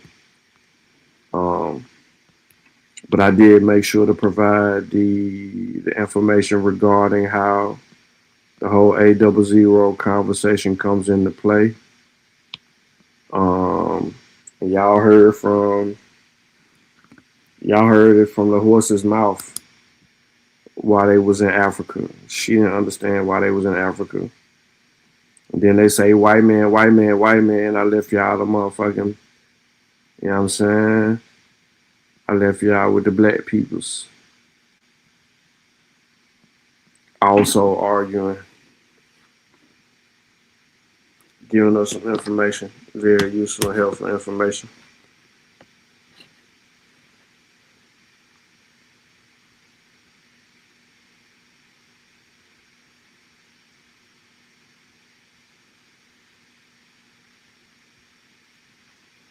But yeah, man, if y'all ain't got nothing,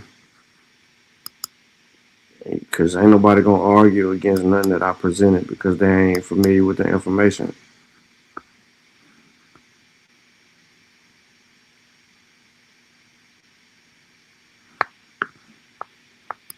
No Lucky ain't over there. Lucky, you over there listening to them stupid ass niggas?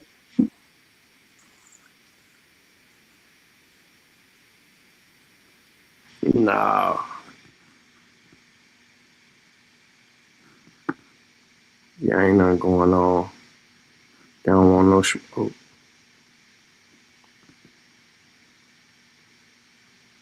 These niggas think they indigenous to America. Ain't got no motherfucking information. But yeah, man, I appreciate y'all tapping in, man. Yeah, Abos, FBAs. Yeah, they all the code.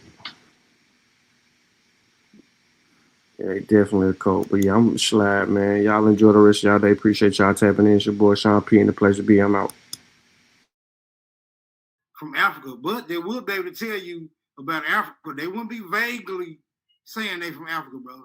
Like when a European says I'm from Europe, he doesn't say I'm from Europe. He says I'm from Germany.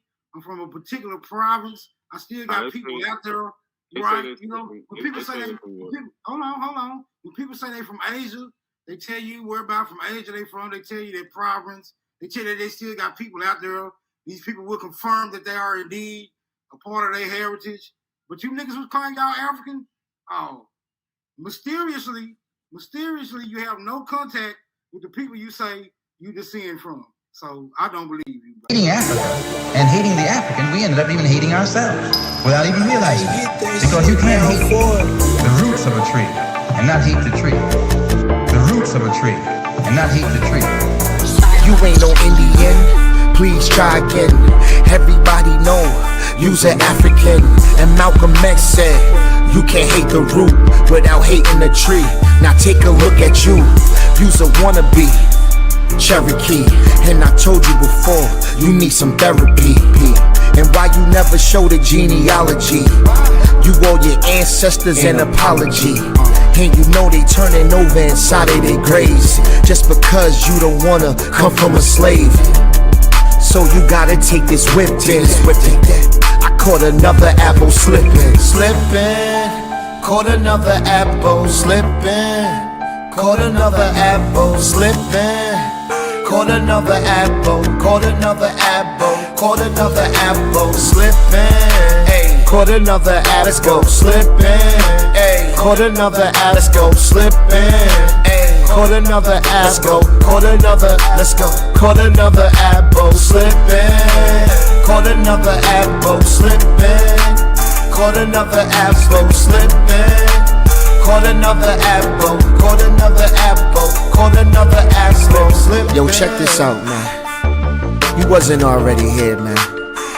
Dane Calloway lied to you, man. The research guy lied to you, man. Karemio lied to you, man. Your ancestors come from Africa, whether you like it or not. So no matter what you do, no matter what you say, you will always be an African. You can't deny the facts. You can't deny the evidence. You can't deny the genealogy. You can't deny the DNA. You can't deny it, man. Whether you like it or not, you are African. Caught an abo slipping. That's all we do. That's all we do. Let's go. Got some dewy-eyed thing that you got a friend. I still ask you to look at that mirror. And if nothing staring back at you is friendly, then you've got no friend.